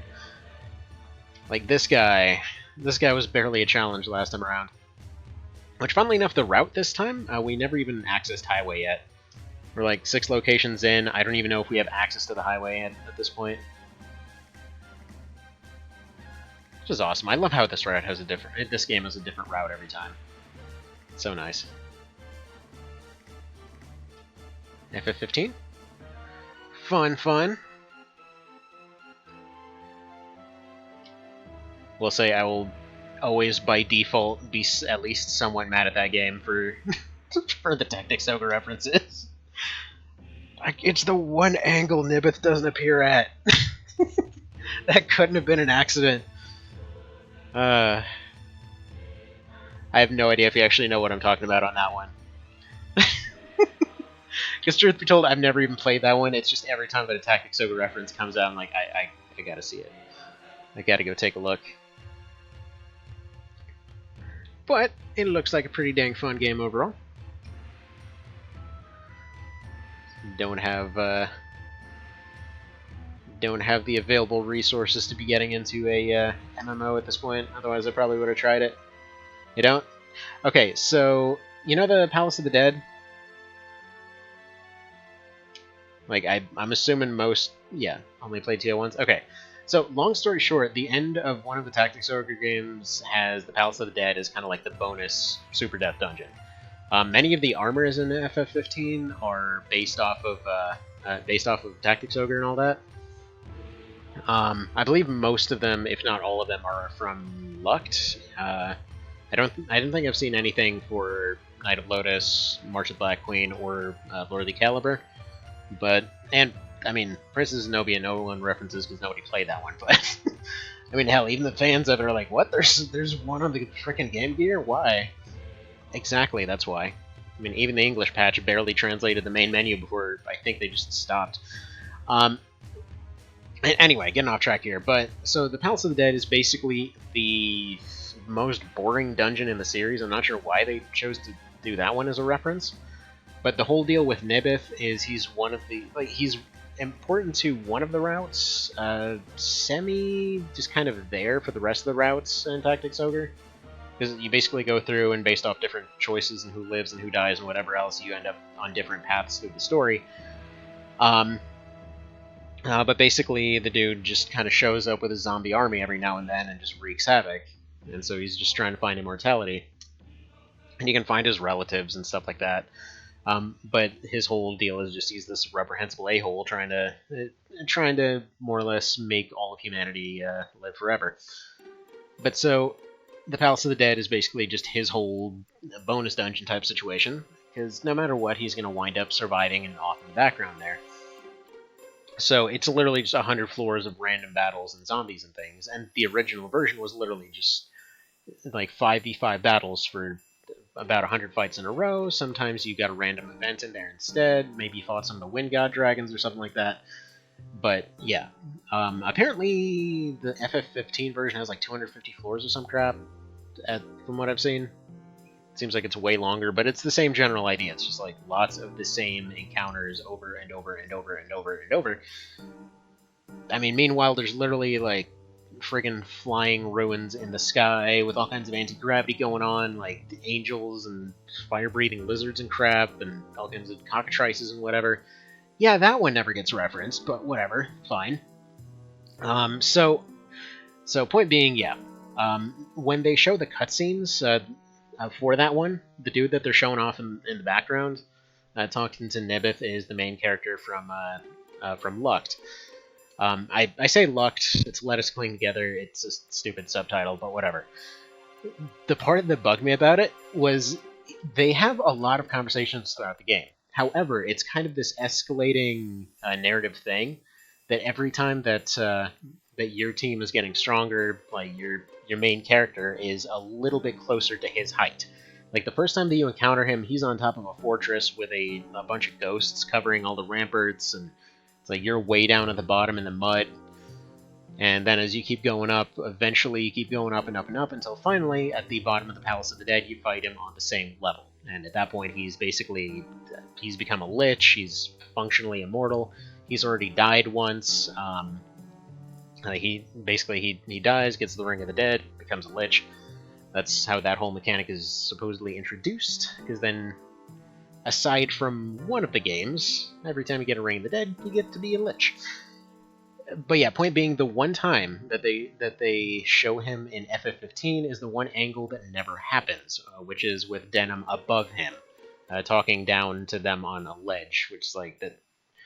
That's the one angle. That couldn't have been an accident.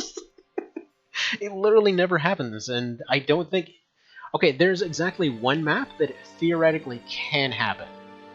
Because when you fight him in Palace of the Dead, for the first time, I think it's the floor 13 fight, in that one, if he decides to circle all the way around the map, go down the stairs, and you wind up staying up top, then theoretically you could appear above him.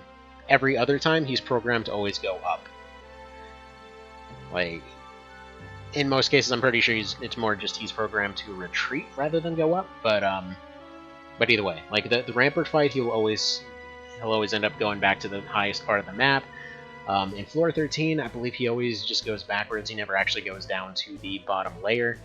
And then when you fight him at the bottom of the Palace of the Dead in the volcano, he's just on the same level. He doesn't physically have a way to get to the bottom.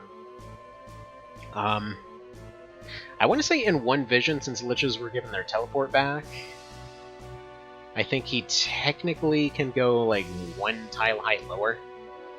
And I know this is a super weird detail to be going on about, but yeah, I just kept wondering. I meant to actually go on Twitter and see if by any chance that was intentional. Because they put a ton of details in terms of who appears where and all kinds of little narrative stuff, little hints and whatnot. Well, thank you. I might play the series way too much, admittedly. Oh, hey, look, the rabbi finally leveled up. Alright, mastered somersault, back roll, and slide. Okay, so now we get the moon vault as well, and we still haven't gotten access to evade for some reason.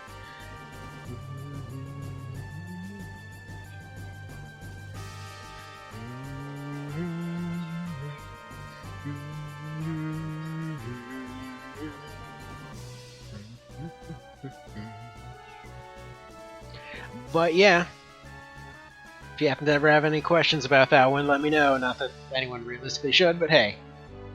You never know when you might need some absurdly niche knowledge about a series that almost no one played. Although, at least 1,300 people must have. The Reddit is somehow still growing. I'll drop medallion here. I forget what that does. Is that the tower?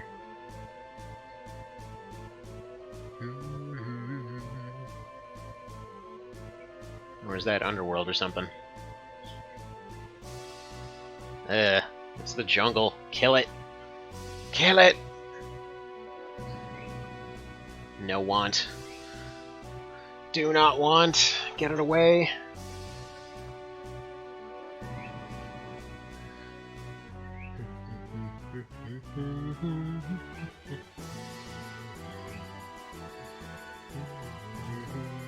Only did the PS1 TO? Yeah. It's a classic. Which, by the way, if you want to ever try that one with better balance, the guy that does One Vision, there's actually two mods out at this point that are pretty dang good. The One Vision guy did one called Old Vision, and there's another one from that same community. I just know him from the same community. He's not. I don't think he was originally from that same group. Doesn't matter. Getting into details. We're gonna save reporting to Colonel Cactus this run, I think. What was I going on about? Oh yeah. So there's another one. Yes, finally. There it is. Sorry, I keep losing track here. Yeah, the other one is Don't Stop Me Now. Is another one. But if Town Knave is the one that was doing that one. All right.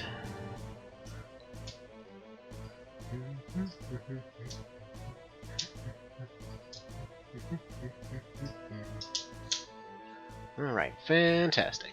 I'm about to get that magic crafting unlocked, and that's when we'll... I think once I craft something new, that's when we were probably going to call it for today.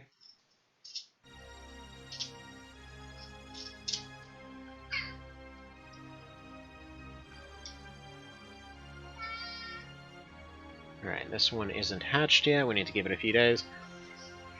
But yeah, so the PSP remake is pretty fantastic. Like, the thing is a dang classic at this point in its own right. I mean, just the amount of new stuff that it adds is pretty insane. And yeah, the vanilla version, once you figure out all the mechanics and everything, it's pretty fantastic. And your first time through the main story is pretty fantastic, but yeah, doing repeat runs without understanding the mechanics can be a weird time. You counting down? What are you counting down from? That is a lot of magnets. What are you making with those magnets? What are you doing again? I don't know what you did the first time.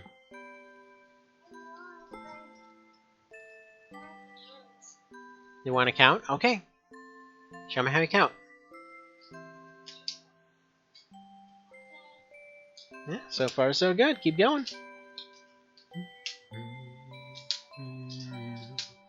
Now let's see if this rabbit gets replaced. 10, 11.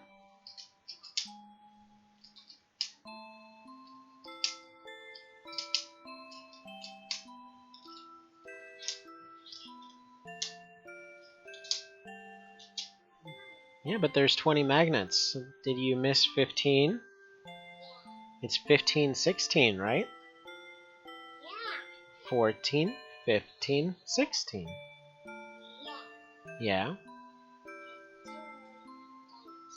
True. You want to go find more magnets so we can count above 20? Go find more magnets. Alright, let's see what this became. What?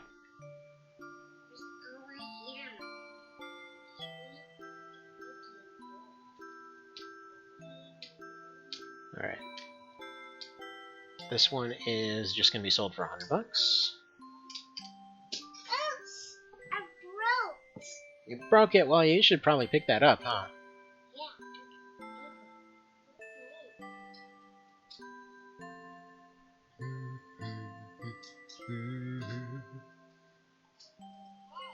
Yeah, I think deer is a bit of a stretch here. Whatever. Take it $50 then. That's fine. Friggin' land flounder. I picked all of them up? Good job. Did you pick up the toys in your room?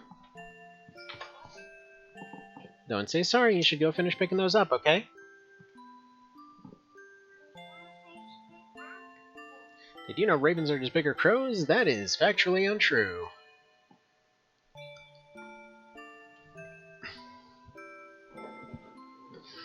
They've got different beaks and feet and different mental capacities. Also, hello there, Annihilator. How's it going? Also, Dominant is getting dominated. Dominant. By the way, do you know if TBM showed up yet, or is he still MIA? You know their eyes taste really salty, just like LR plays? I mean, that second part's very true, but, sorry. I mean, maybe he's just sick. Maybe he's taking a little vacation. I mean, I remember he was coughing. I think he was coughing in the last couple of videos.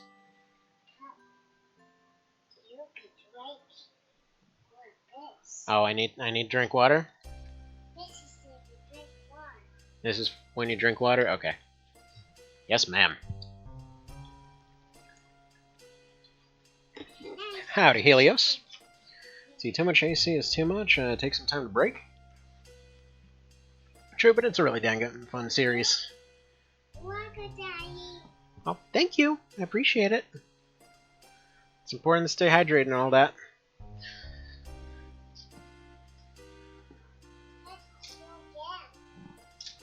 Yeah? Well, go ahead and count them. Well, then you play it. When I have my hand surgery.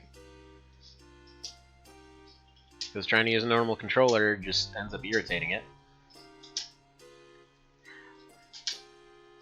Dude, I'd totally go for a cyborg hand.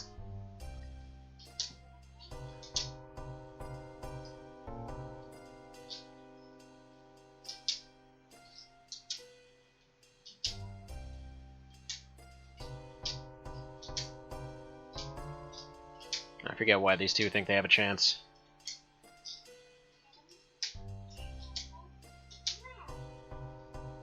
Oh yeah, because we're trash, that's why. Had some fun messed up AC, MMD, and... what? I don't know what that means. But I'm assuming it's something along the lines of porn, because it's always porn.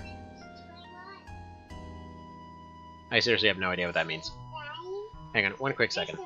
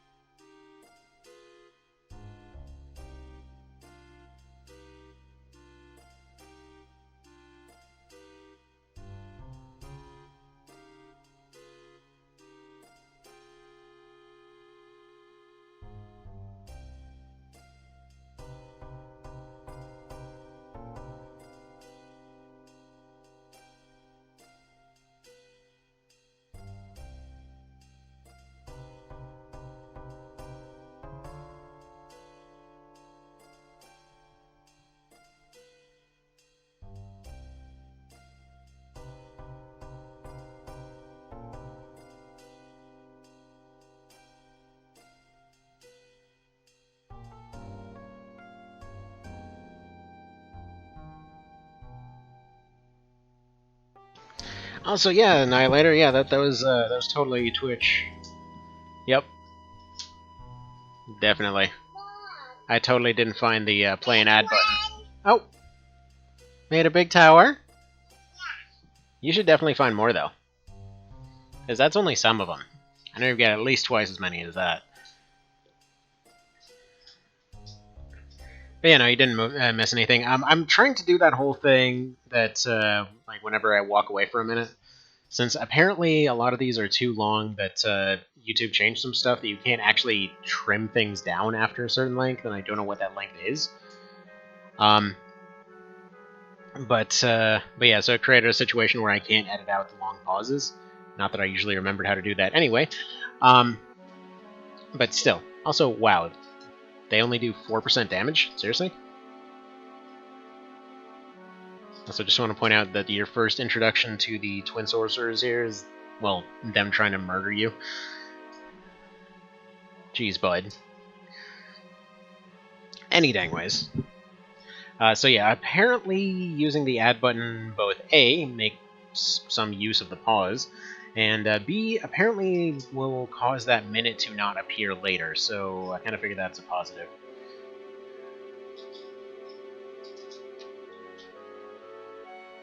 Because, I mean, the pause is going to be there one way or another, might as well be something good. What? Also, that seemed to cancel out my dodge.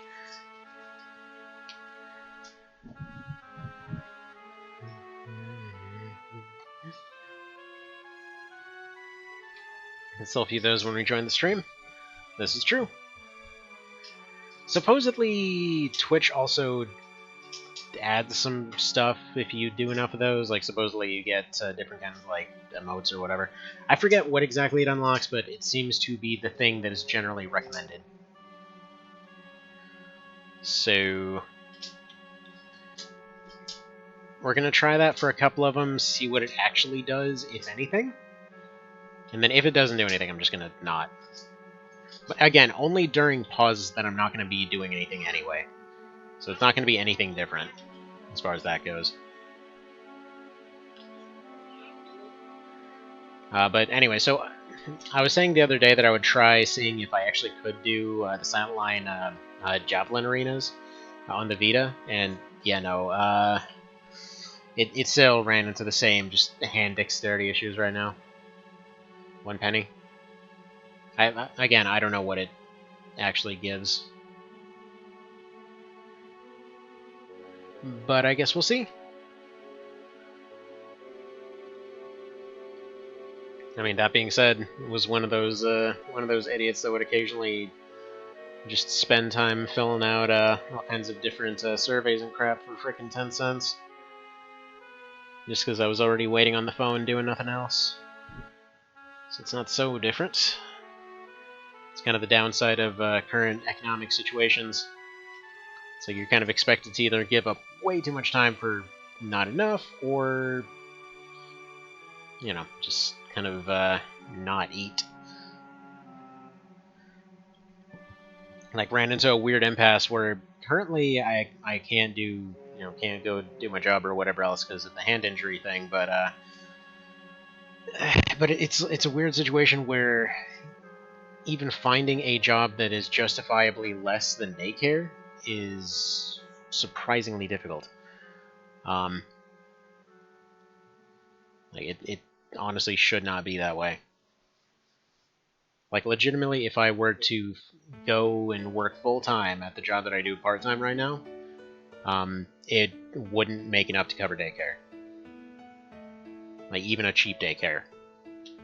And it's not like the daycare is asking too much either, it's just wages have not gone up for the longest time, so friggin' $11 an hour for retail is pretty garbage. And, I mean, it's not like a here problem either. But still. Supposedly it's not as bad in other places, though. I don't know if anyone can verify that, but yeah. So this guy's too busy sprouting out flowers.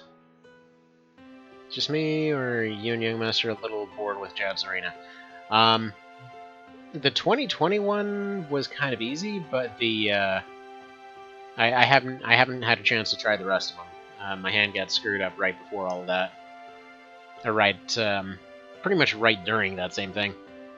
I think it was almost the same day, even.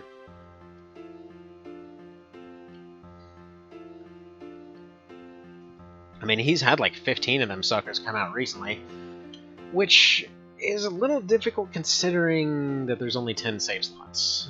Just play as a tank? No. Dude, I'm playing as my usual starch diet. That thing's just fun.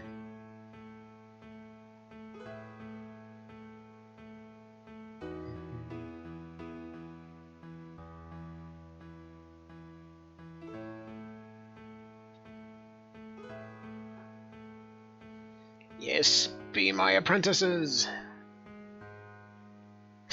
No need for 2 hands if you only play shoot name. Yeah, but that's boring.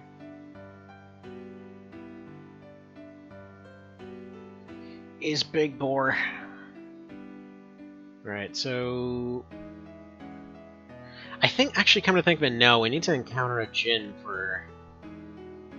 I think there's the lake where we get the first Djinn.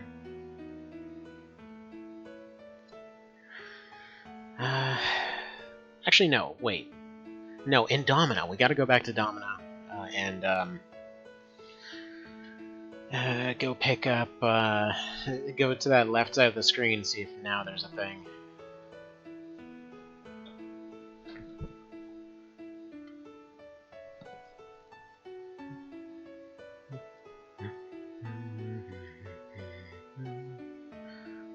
But yeah, that's one of those things that made vanilla TO really weird, though. It's like, in terms of if you knew how to optimize it, and you weren't going for a challenge run or something like that, it just got boring real quick, because you could just go ninjas, archers, and then just nothing stands a chance. Or you could go for a challenge run, and most times, like, it would just be really janky to pull off. Or you just ran into weird complications because of the leveling system. It's like, I remember one of the weirder ones, I was trying to do Rune Fencer only, and it was amusing up until a certain point where it became pretty clear that there were only 2 classes I could actually use with spears.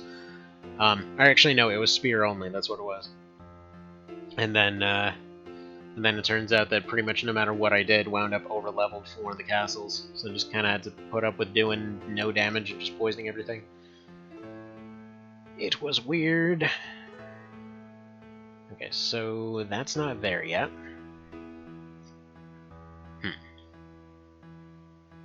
Now the question is, how long can we go before we encounter the highway?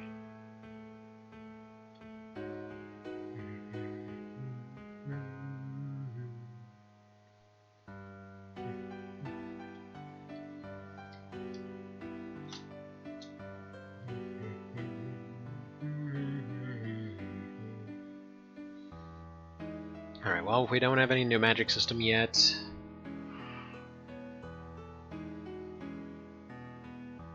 let's go sell some stuff. Elder Bow we won't need. Feathers seem like they'll be useful. Lizard meat and stuff like that we can get rid of. We need 550. Get rid of odd meat, fish meat. What do we need? Another 100. Get rid of the Sleepy Eye and...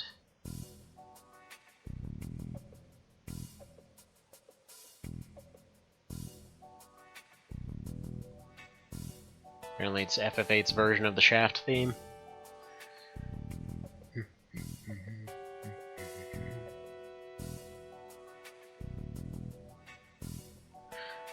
Then again, probably what I should do is save money, go to another shop. Just unlock one of the other towns. And just get something of a higher tier to begin with.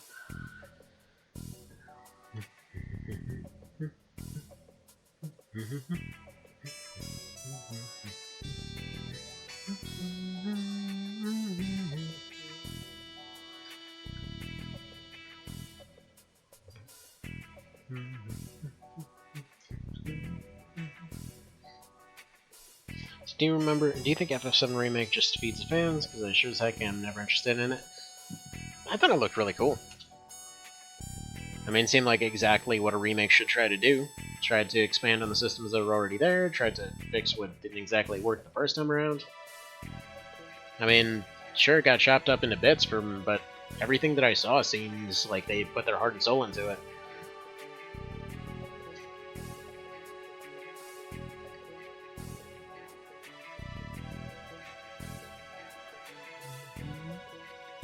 I mean, I will say the ending seemed a bit confusing. I mean, I never have any interest in going and buying it, but that's only because A, I'm a cheap bastard, and, well, B, it's not really... mostly I just run old games and just watch newer ones. Like lately I've been watching through Ghost of Tsushima, which is looking pretty freaking awesome. Will I ever actually get a chance to play it? Probably not. But again, it's just... aside from doing old challenge runs, I don't directly play stuff as much as I'm just curious what it consists of.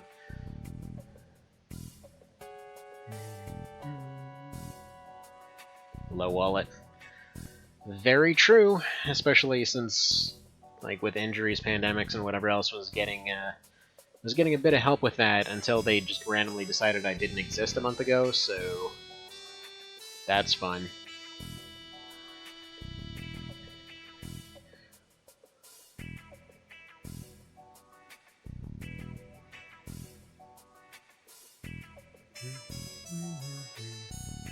Bought a Mega Man mousepad and an X-Boner controller. Welp. Gotta get that mess off Wish. No, makes sense.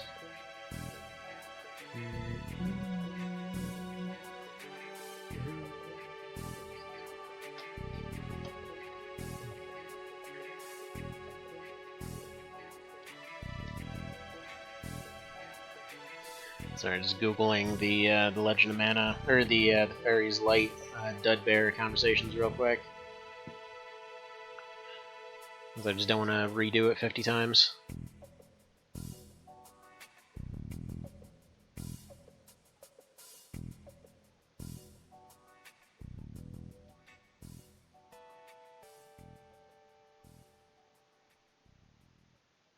Yes, yes, we'll help you not get laid.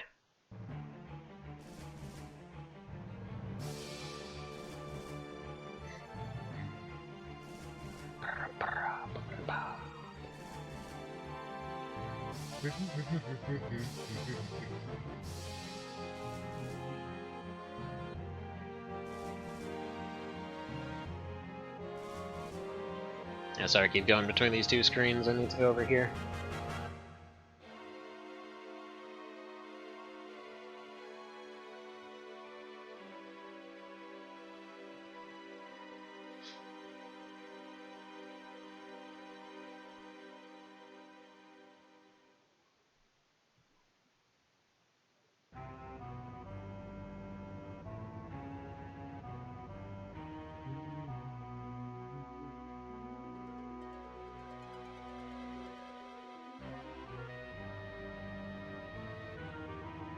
BBAC.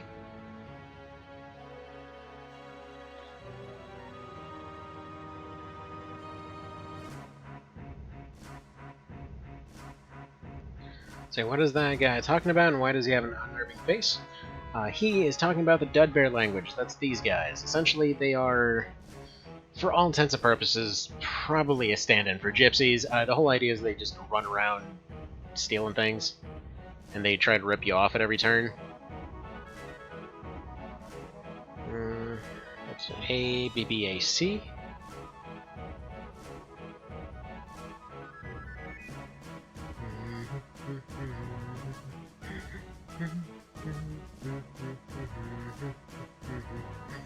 But yeah, they basically have an entire language that just consists of like dubs, duds, dabus, dadas, all that kind of thing.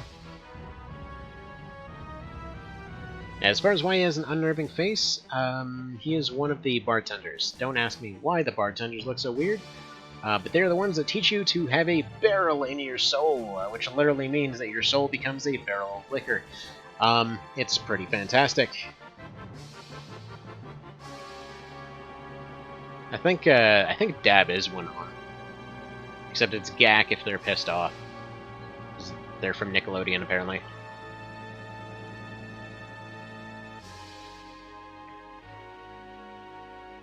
It's weird.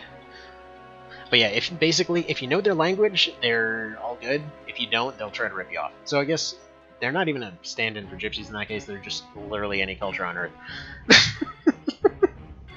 Oh man, it was messed up. But when I used to live in New Mexico, there was a regular thing where folks from the Indian reservation would go to the hotels, which were usually owned by the other type of Indian community.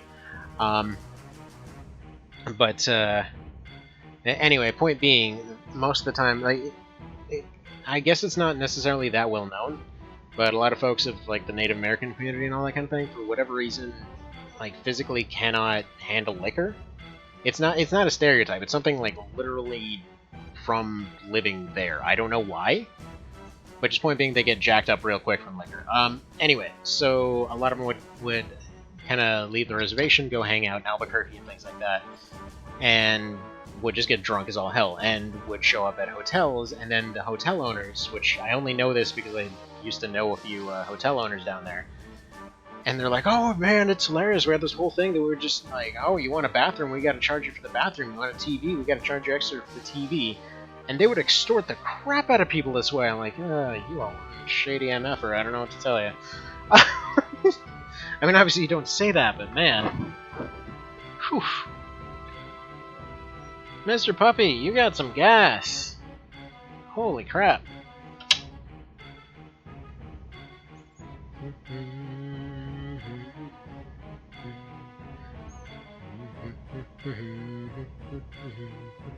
Let's see, there we go. All those lamps sold. She's coming in, trying to... All the dead bears come in, they're like, you know what, you're alright, we like you. You stay, you make us lamps. Marketed so good that everyone's like, we will give you all our wealth, just make us sweet lamps.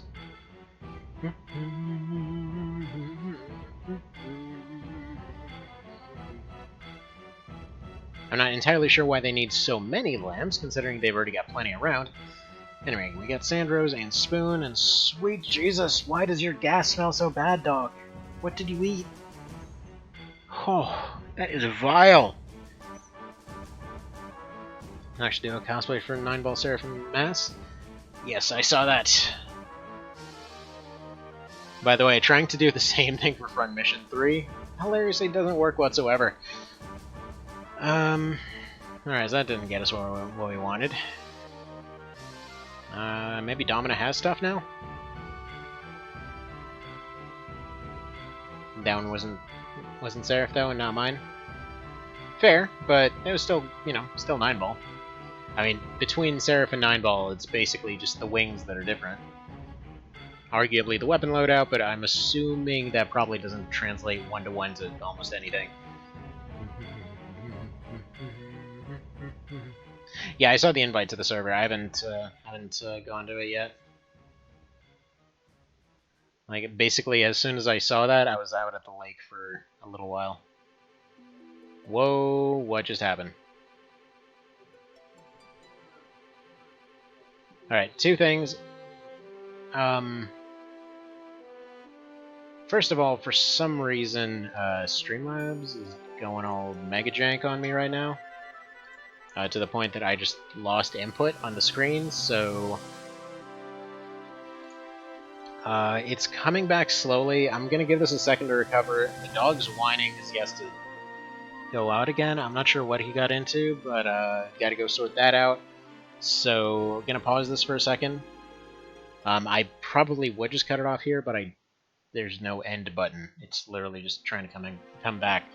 So I can't even see chat right now, so just pausing it for a second, and gonna be right back.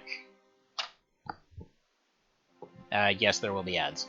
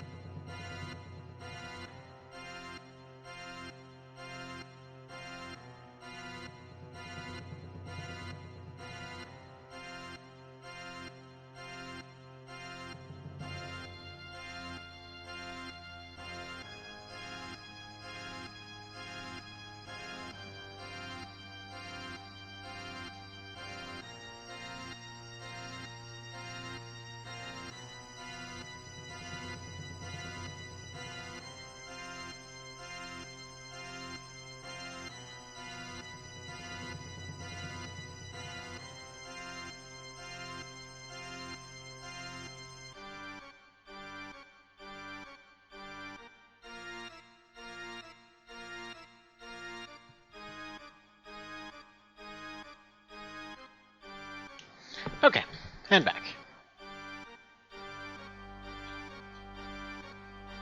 So it's kind of weird that there was no weapon shop open in Lumina. I think, actually, I think it was supposed to be that shop on the bottom right, the gem shop that has stuff.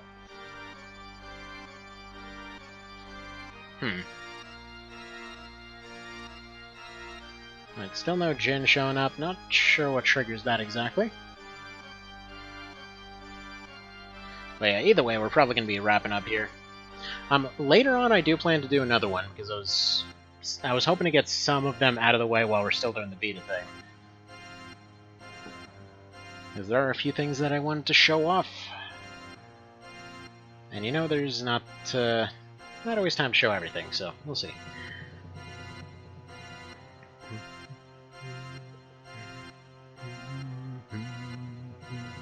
Music's weirdly grim. Alright, Sandro's. Drop this sucker over this way.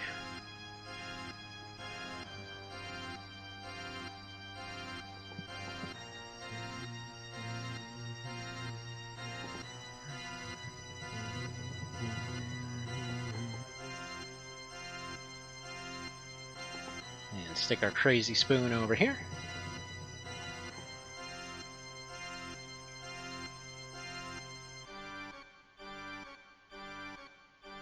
What are you? Alright, that's the underworld. Dang it! Stuck in the underworld right next to my house again. Don't you just hate it when you make your house haunted? The frickin' spoon. I don't know if that actually affects anything, but whatever, it's there. Alright. Guess we haven't gone to the desert.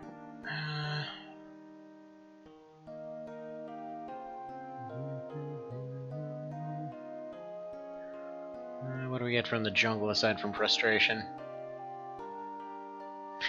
Okay, a second criteria. I want to see if we... so basically, two criteria for this run. I want to see if it's possible to avoid the highway, and I want to see if it's possible to avoid the jungle entirely. Let's go check out the underworld. I'm pretty sure we have to go to Lumina first. I just want to see if the guy's here.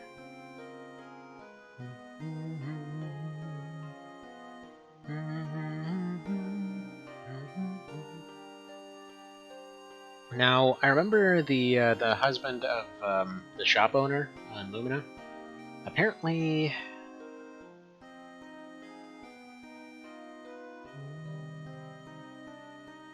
Oh, there we go. We've got plot!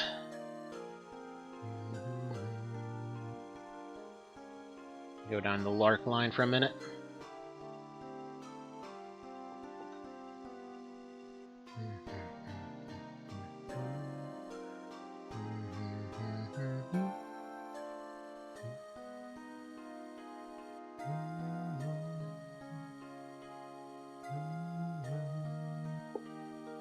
Definitely failed successfully at getting a better cast here.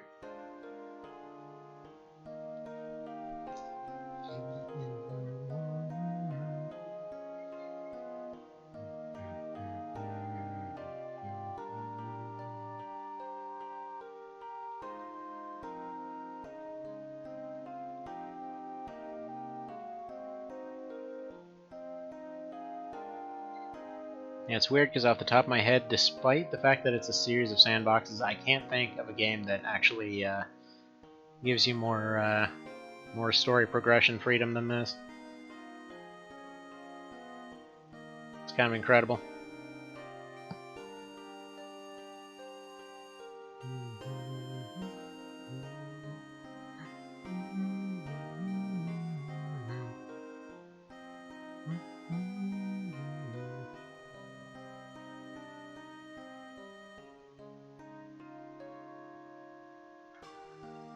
Alright.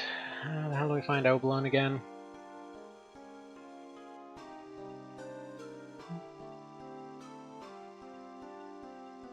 Yeah, now you think about that.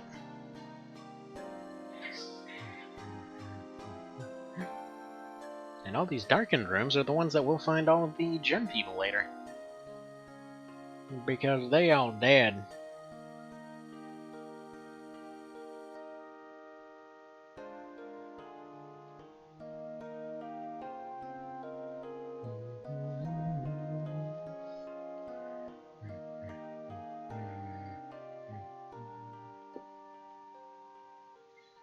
The ultimate mega slapper.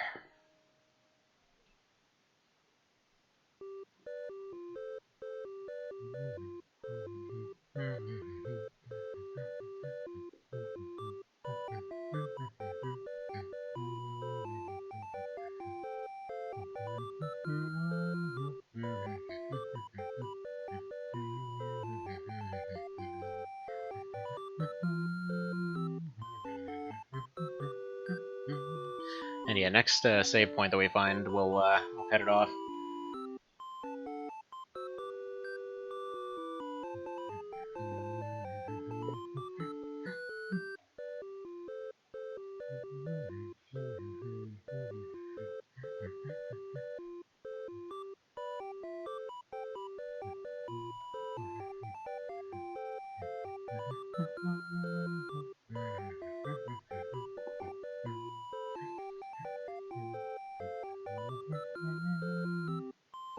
Although, now that you mention it about the chat, it is at least slightly busted right now.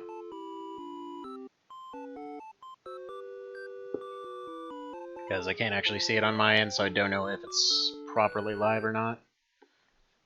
Can't even type in it to check, because the box is entirely gone. Well, crap.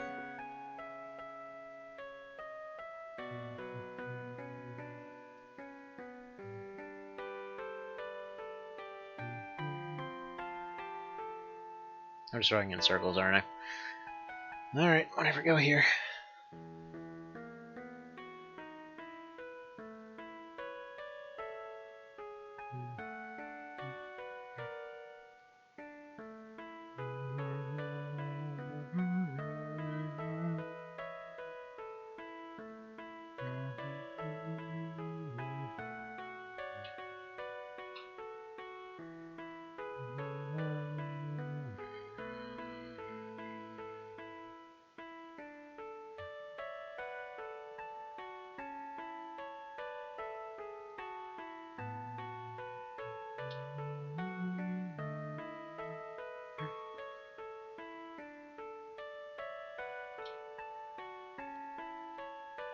Yeah, even these basic enemies are a friggin' boss fight.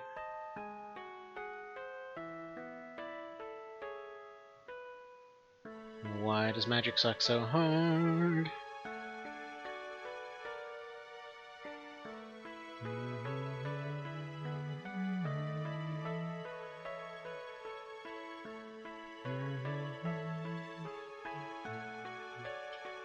There we go, chat's working.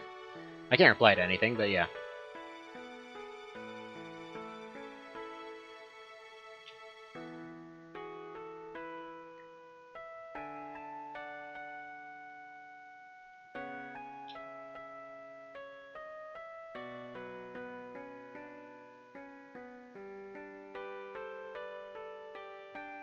I gotta say, a surprising amount of stuff down here is just dropping chocolate.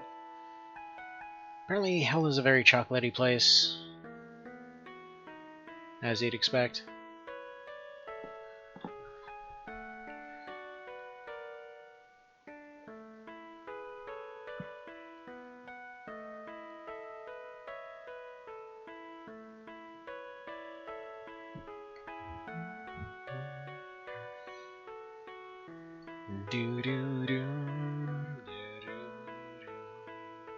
And this is the entrance, apparently. How the hell do I get back down?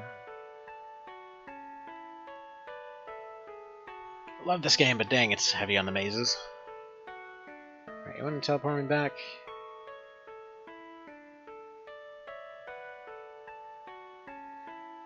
You know, they imply that they're sane and everything else, but I kind of wonder if they're talking like a ghosty kind of voice, like "We're shadows" or something.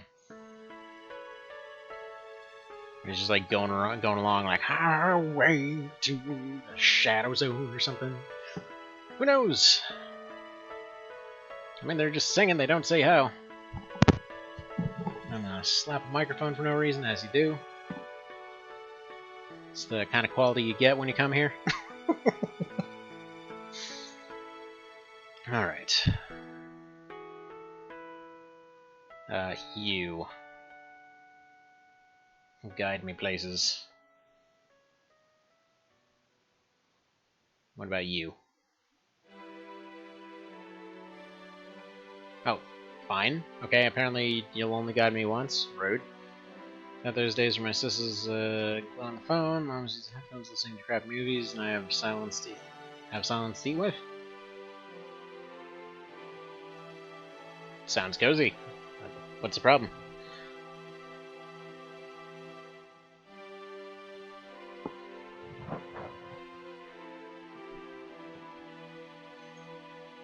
Yeah, typically evenings around here, like my daughter has like a knockoff of Power Rangers on her iPad. My son has Blippi on his screen. My wife is watching something on her iPad while we're all watching something else on the TV.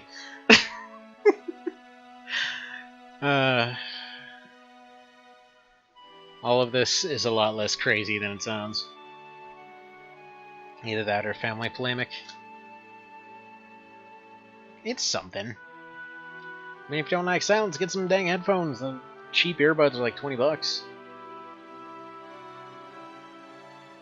Even my cheap bastard self occasionally gets those, because they do break pretty easily, admittedly, but whatever, they do the job. Also, polemic sounds like a pandemic of poles. You can just have a bunch of pipes and crap laying around. Wi-Fi headphones, yes, exactly. Wireless headphones are pretty dandy. I have no idea where I'm going, but the enemy's changing is a good sign.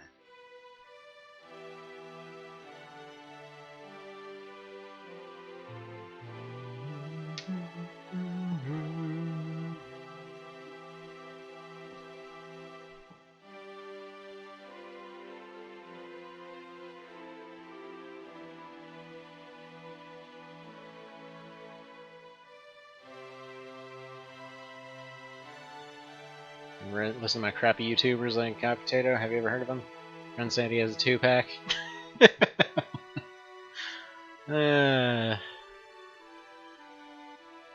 Nah, I may be somewhat out of shape, but I'm still pretty dang strong, thank you. Alright, what do we got here? I didn't see what the nature tendency was coming into this place. 1-pack. I mean, that just kind of makes it sound like somebody's... Well, we're just not gonna go there. Only the belly. Why not? It's a pack. It's a pack of good old fatty goodness.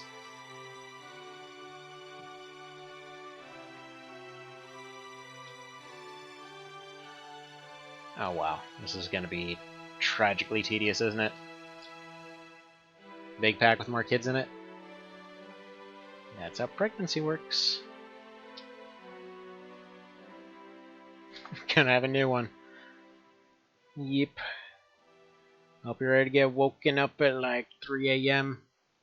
Being all like crunch crunch boobies.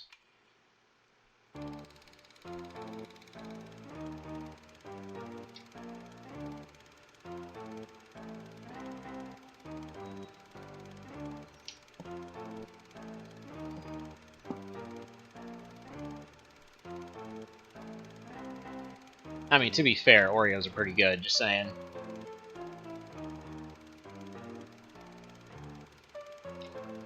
Oh, actually, so we had some s'mores left over from the camping trip. Ended up bringing it back out of curiosity, turned the oven on. My wife was joking about how s'mores, or how Oreos would taste on a s'more.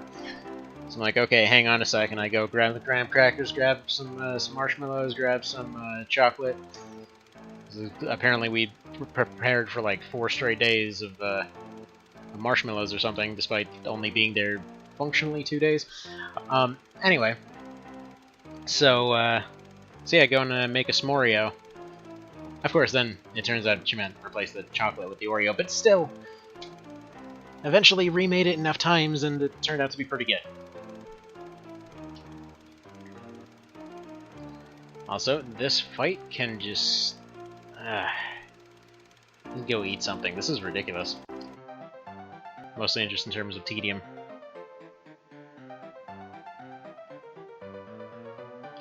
Like, I will say, for this run being interesting, it hasn't necessarily been challenging, just because you have a lot of range and AoE and everything, but it just takes a while.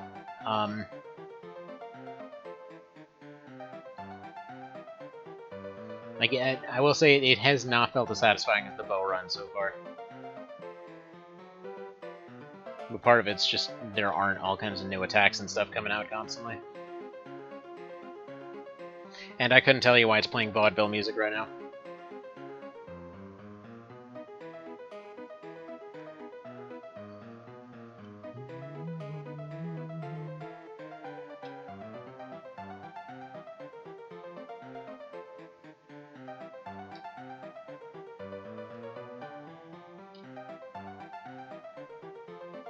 What is this music right now? Human music part 2. Fair.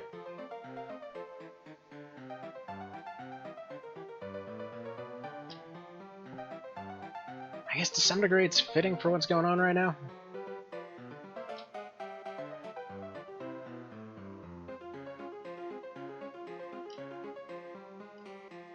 This boss just sucks. Though, you know what? I think, yeah, I think what we're gonna do Elzul's thing first, and then we're gonna go fight Machine Gun Wolf. Let's see your reaction? Okay. Fair enough. Hold on one sec before sending that. Let me get chat up on this other thing here.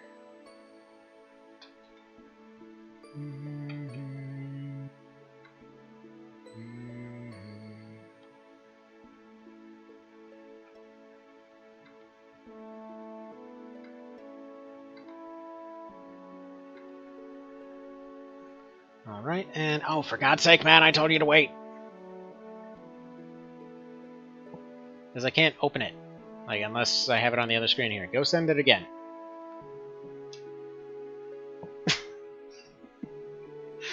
I don't hate you. I just told you to wait. Wait failed. 8 more Oreos. Wouldn't go that far.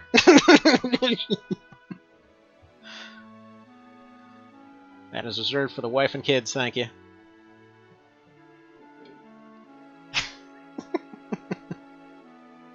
I love how that term's like reserved for completely different circumstances in every single culture all around the world. Like, in some cases, it's just a casual that somebody likes something, they just automatically love it.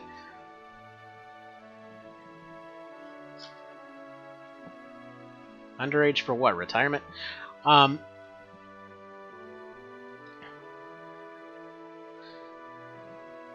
I don't know what's going on there.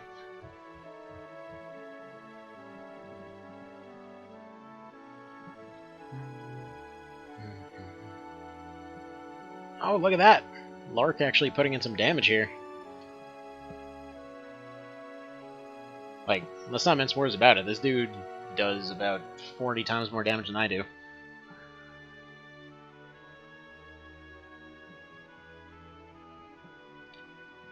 Well, now you're good. Also, why woods? I have a feeling, like usual, there's some context I'm missing here.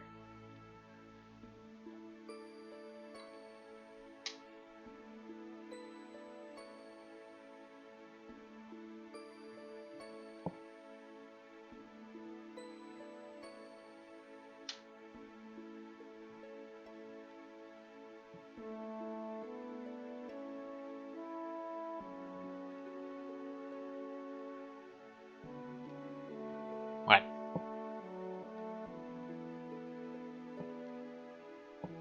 I need headphones for this or something. This looks like a guy that can't seem to figure out Florida.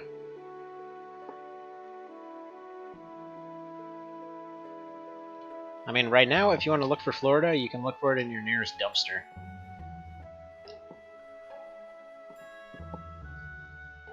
As speaking to my brother over there lately, stuff has gotten beyond dire. Like, apparently even essential services are shutting down, so they just don't have the manpower to deal with all of it. Because apparently, they still have people that are trying to pretend the virus doesn't exist, as their trash cans can't even get picked up anymore. So, you know, gotta make everything into politics. No possible way that's gonna backfire.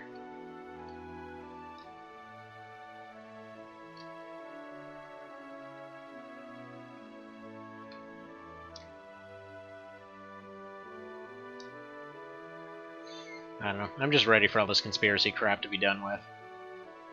Really tired of, like, every single time anything happens whatsoever, there's just like, no, it was about the president the whole time. Like, dude, come on, can something not be related to the guy? When I stubbed my toe this morning, somebody must hate the dude. I mean, you're pretty much guaranteeing that.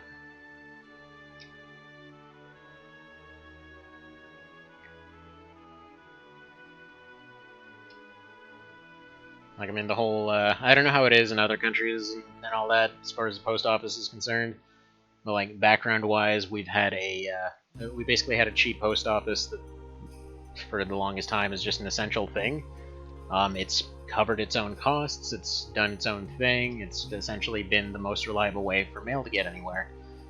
And then recently, they decided that somehow mail-in voting was going to cost them the election, so they've been trying to pull this whole thing of trying to kill the post office, then trying to kill mail-in voting. It's like, it's so dumb, because this essentially means that after all this stupid crap is over with, we're going to essentially have... Basically, the most recent version is more or less that they're putting pretty much a guaranteed delay on all things getting mailed out for some dumb reason, insisting that it's a cost-cutting measure, and then basically the base amount they said was like tripling the price of everything. Which, again, nobody's really going to be picking up the slack on that, because the only reason anyone else was able to go and send stuff for cheap was because the post office was basically able to do it at cost instead of trying to make a profit all the time. So...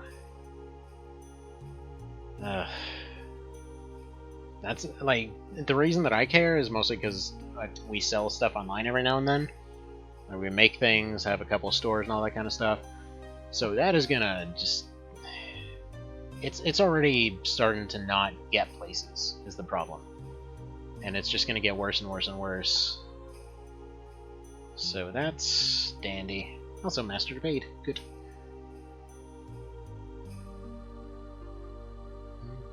Let's see, this one's about Magmanics, coronavirus. It all makes sense now. Let's destroy Gamma. Sure. Why not?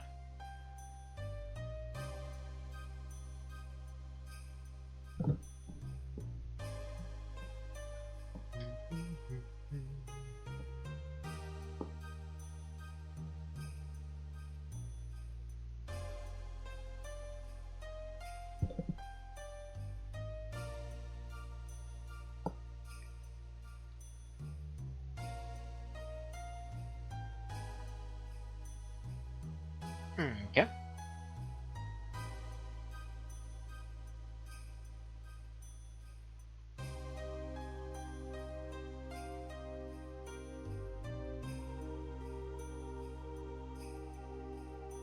I mean, technically speaking, we can't go to the surface anymore because he only offered that once. Well, I guess we gotta accept now.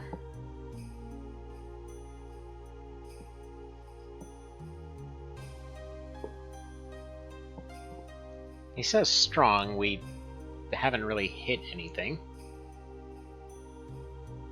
Skull Lantern and Broken Doll, perfect!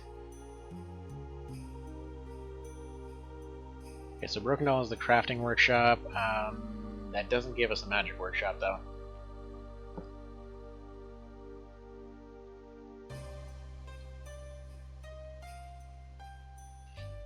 Alright. 2 stops I want to make before moving on here. Skull Lantern can go here. I didn't even get this last time. Have I mentioned I love the way that this game works? Because I freaking love the way this game works. Alright. Like, somebody needs to make an armored core like this, or a tactics ogre like this, where just you can pretty much lay everything out whatever order you want. And before you say FFTA kind of did that, it really didn't, because you still got stuff in a particular order. You can't just route your way through the game.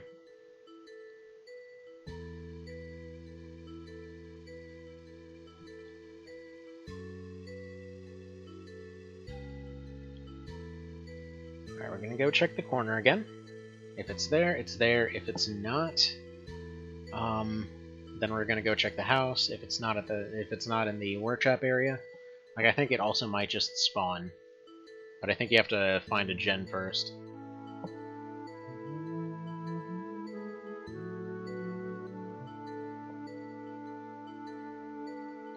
Like, I want to say you find them here first, and then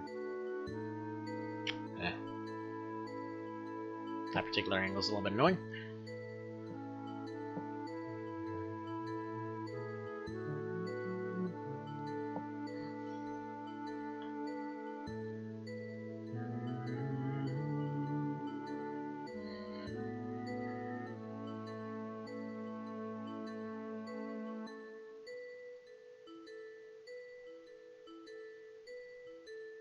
Yeah, no, it's not in the western end. Well, poo.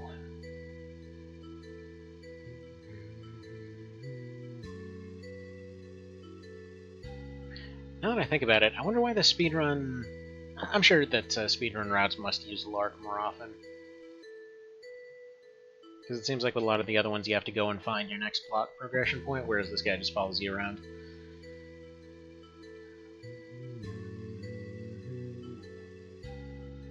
But yeah, I have no interest in actually doing this plot again.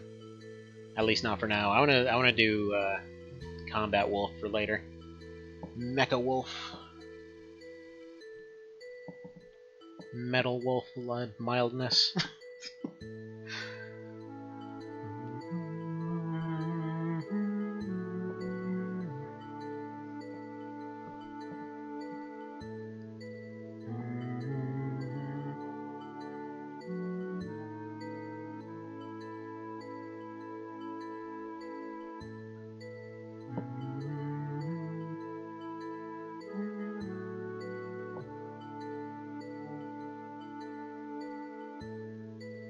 Alright, well, it's here, it's open.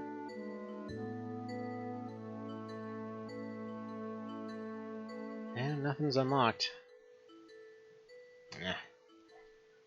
Still just a well and a shed. Dang it! Give me my stuff.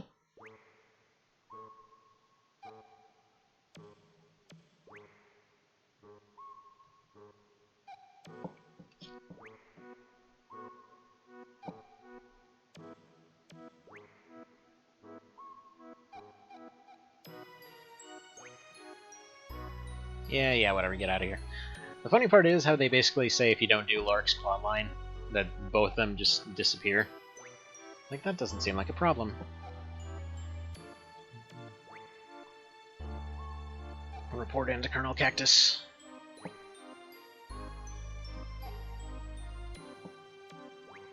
Alright, so I'll go ahead and save it there, and we'll call it good for now. If and when I manage to get everything I need to done for the day, we'll continue on later. Realistically, I mean, not with this run, we'll be doing a different thing. But, until then, you guys have yourselves a good one. Take care, and yeah.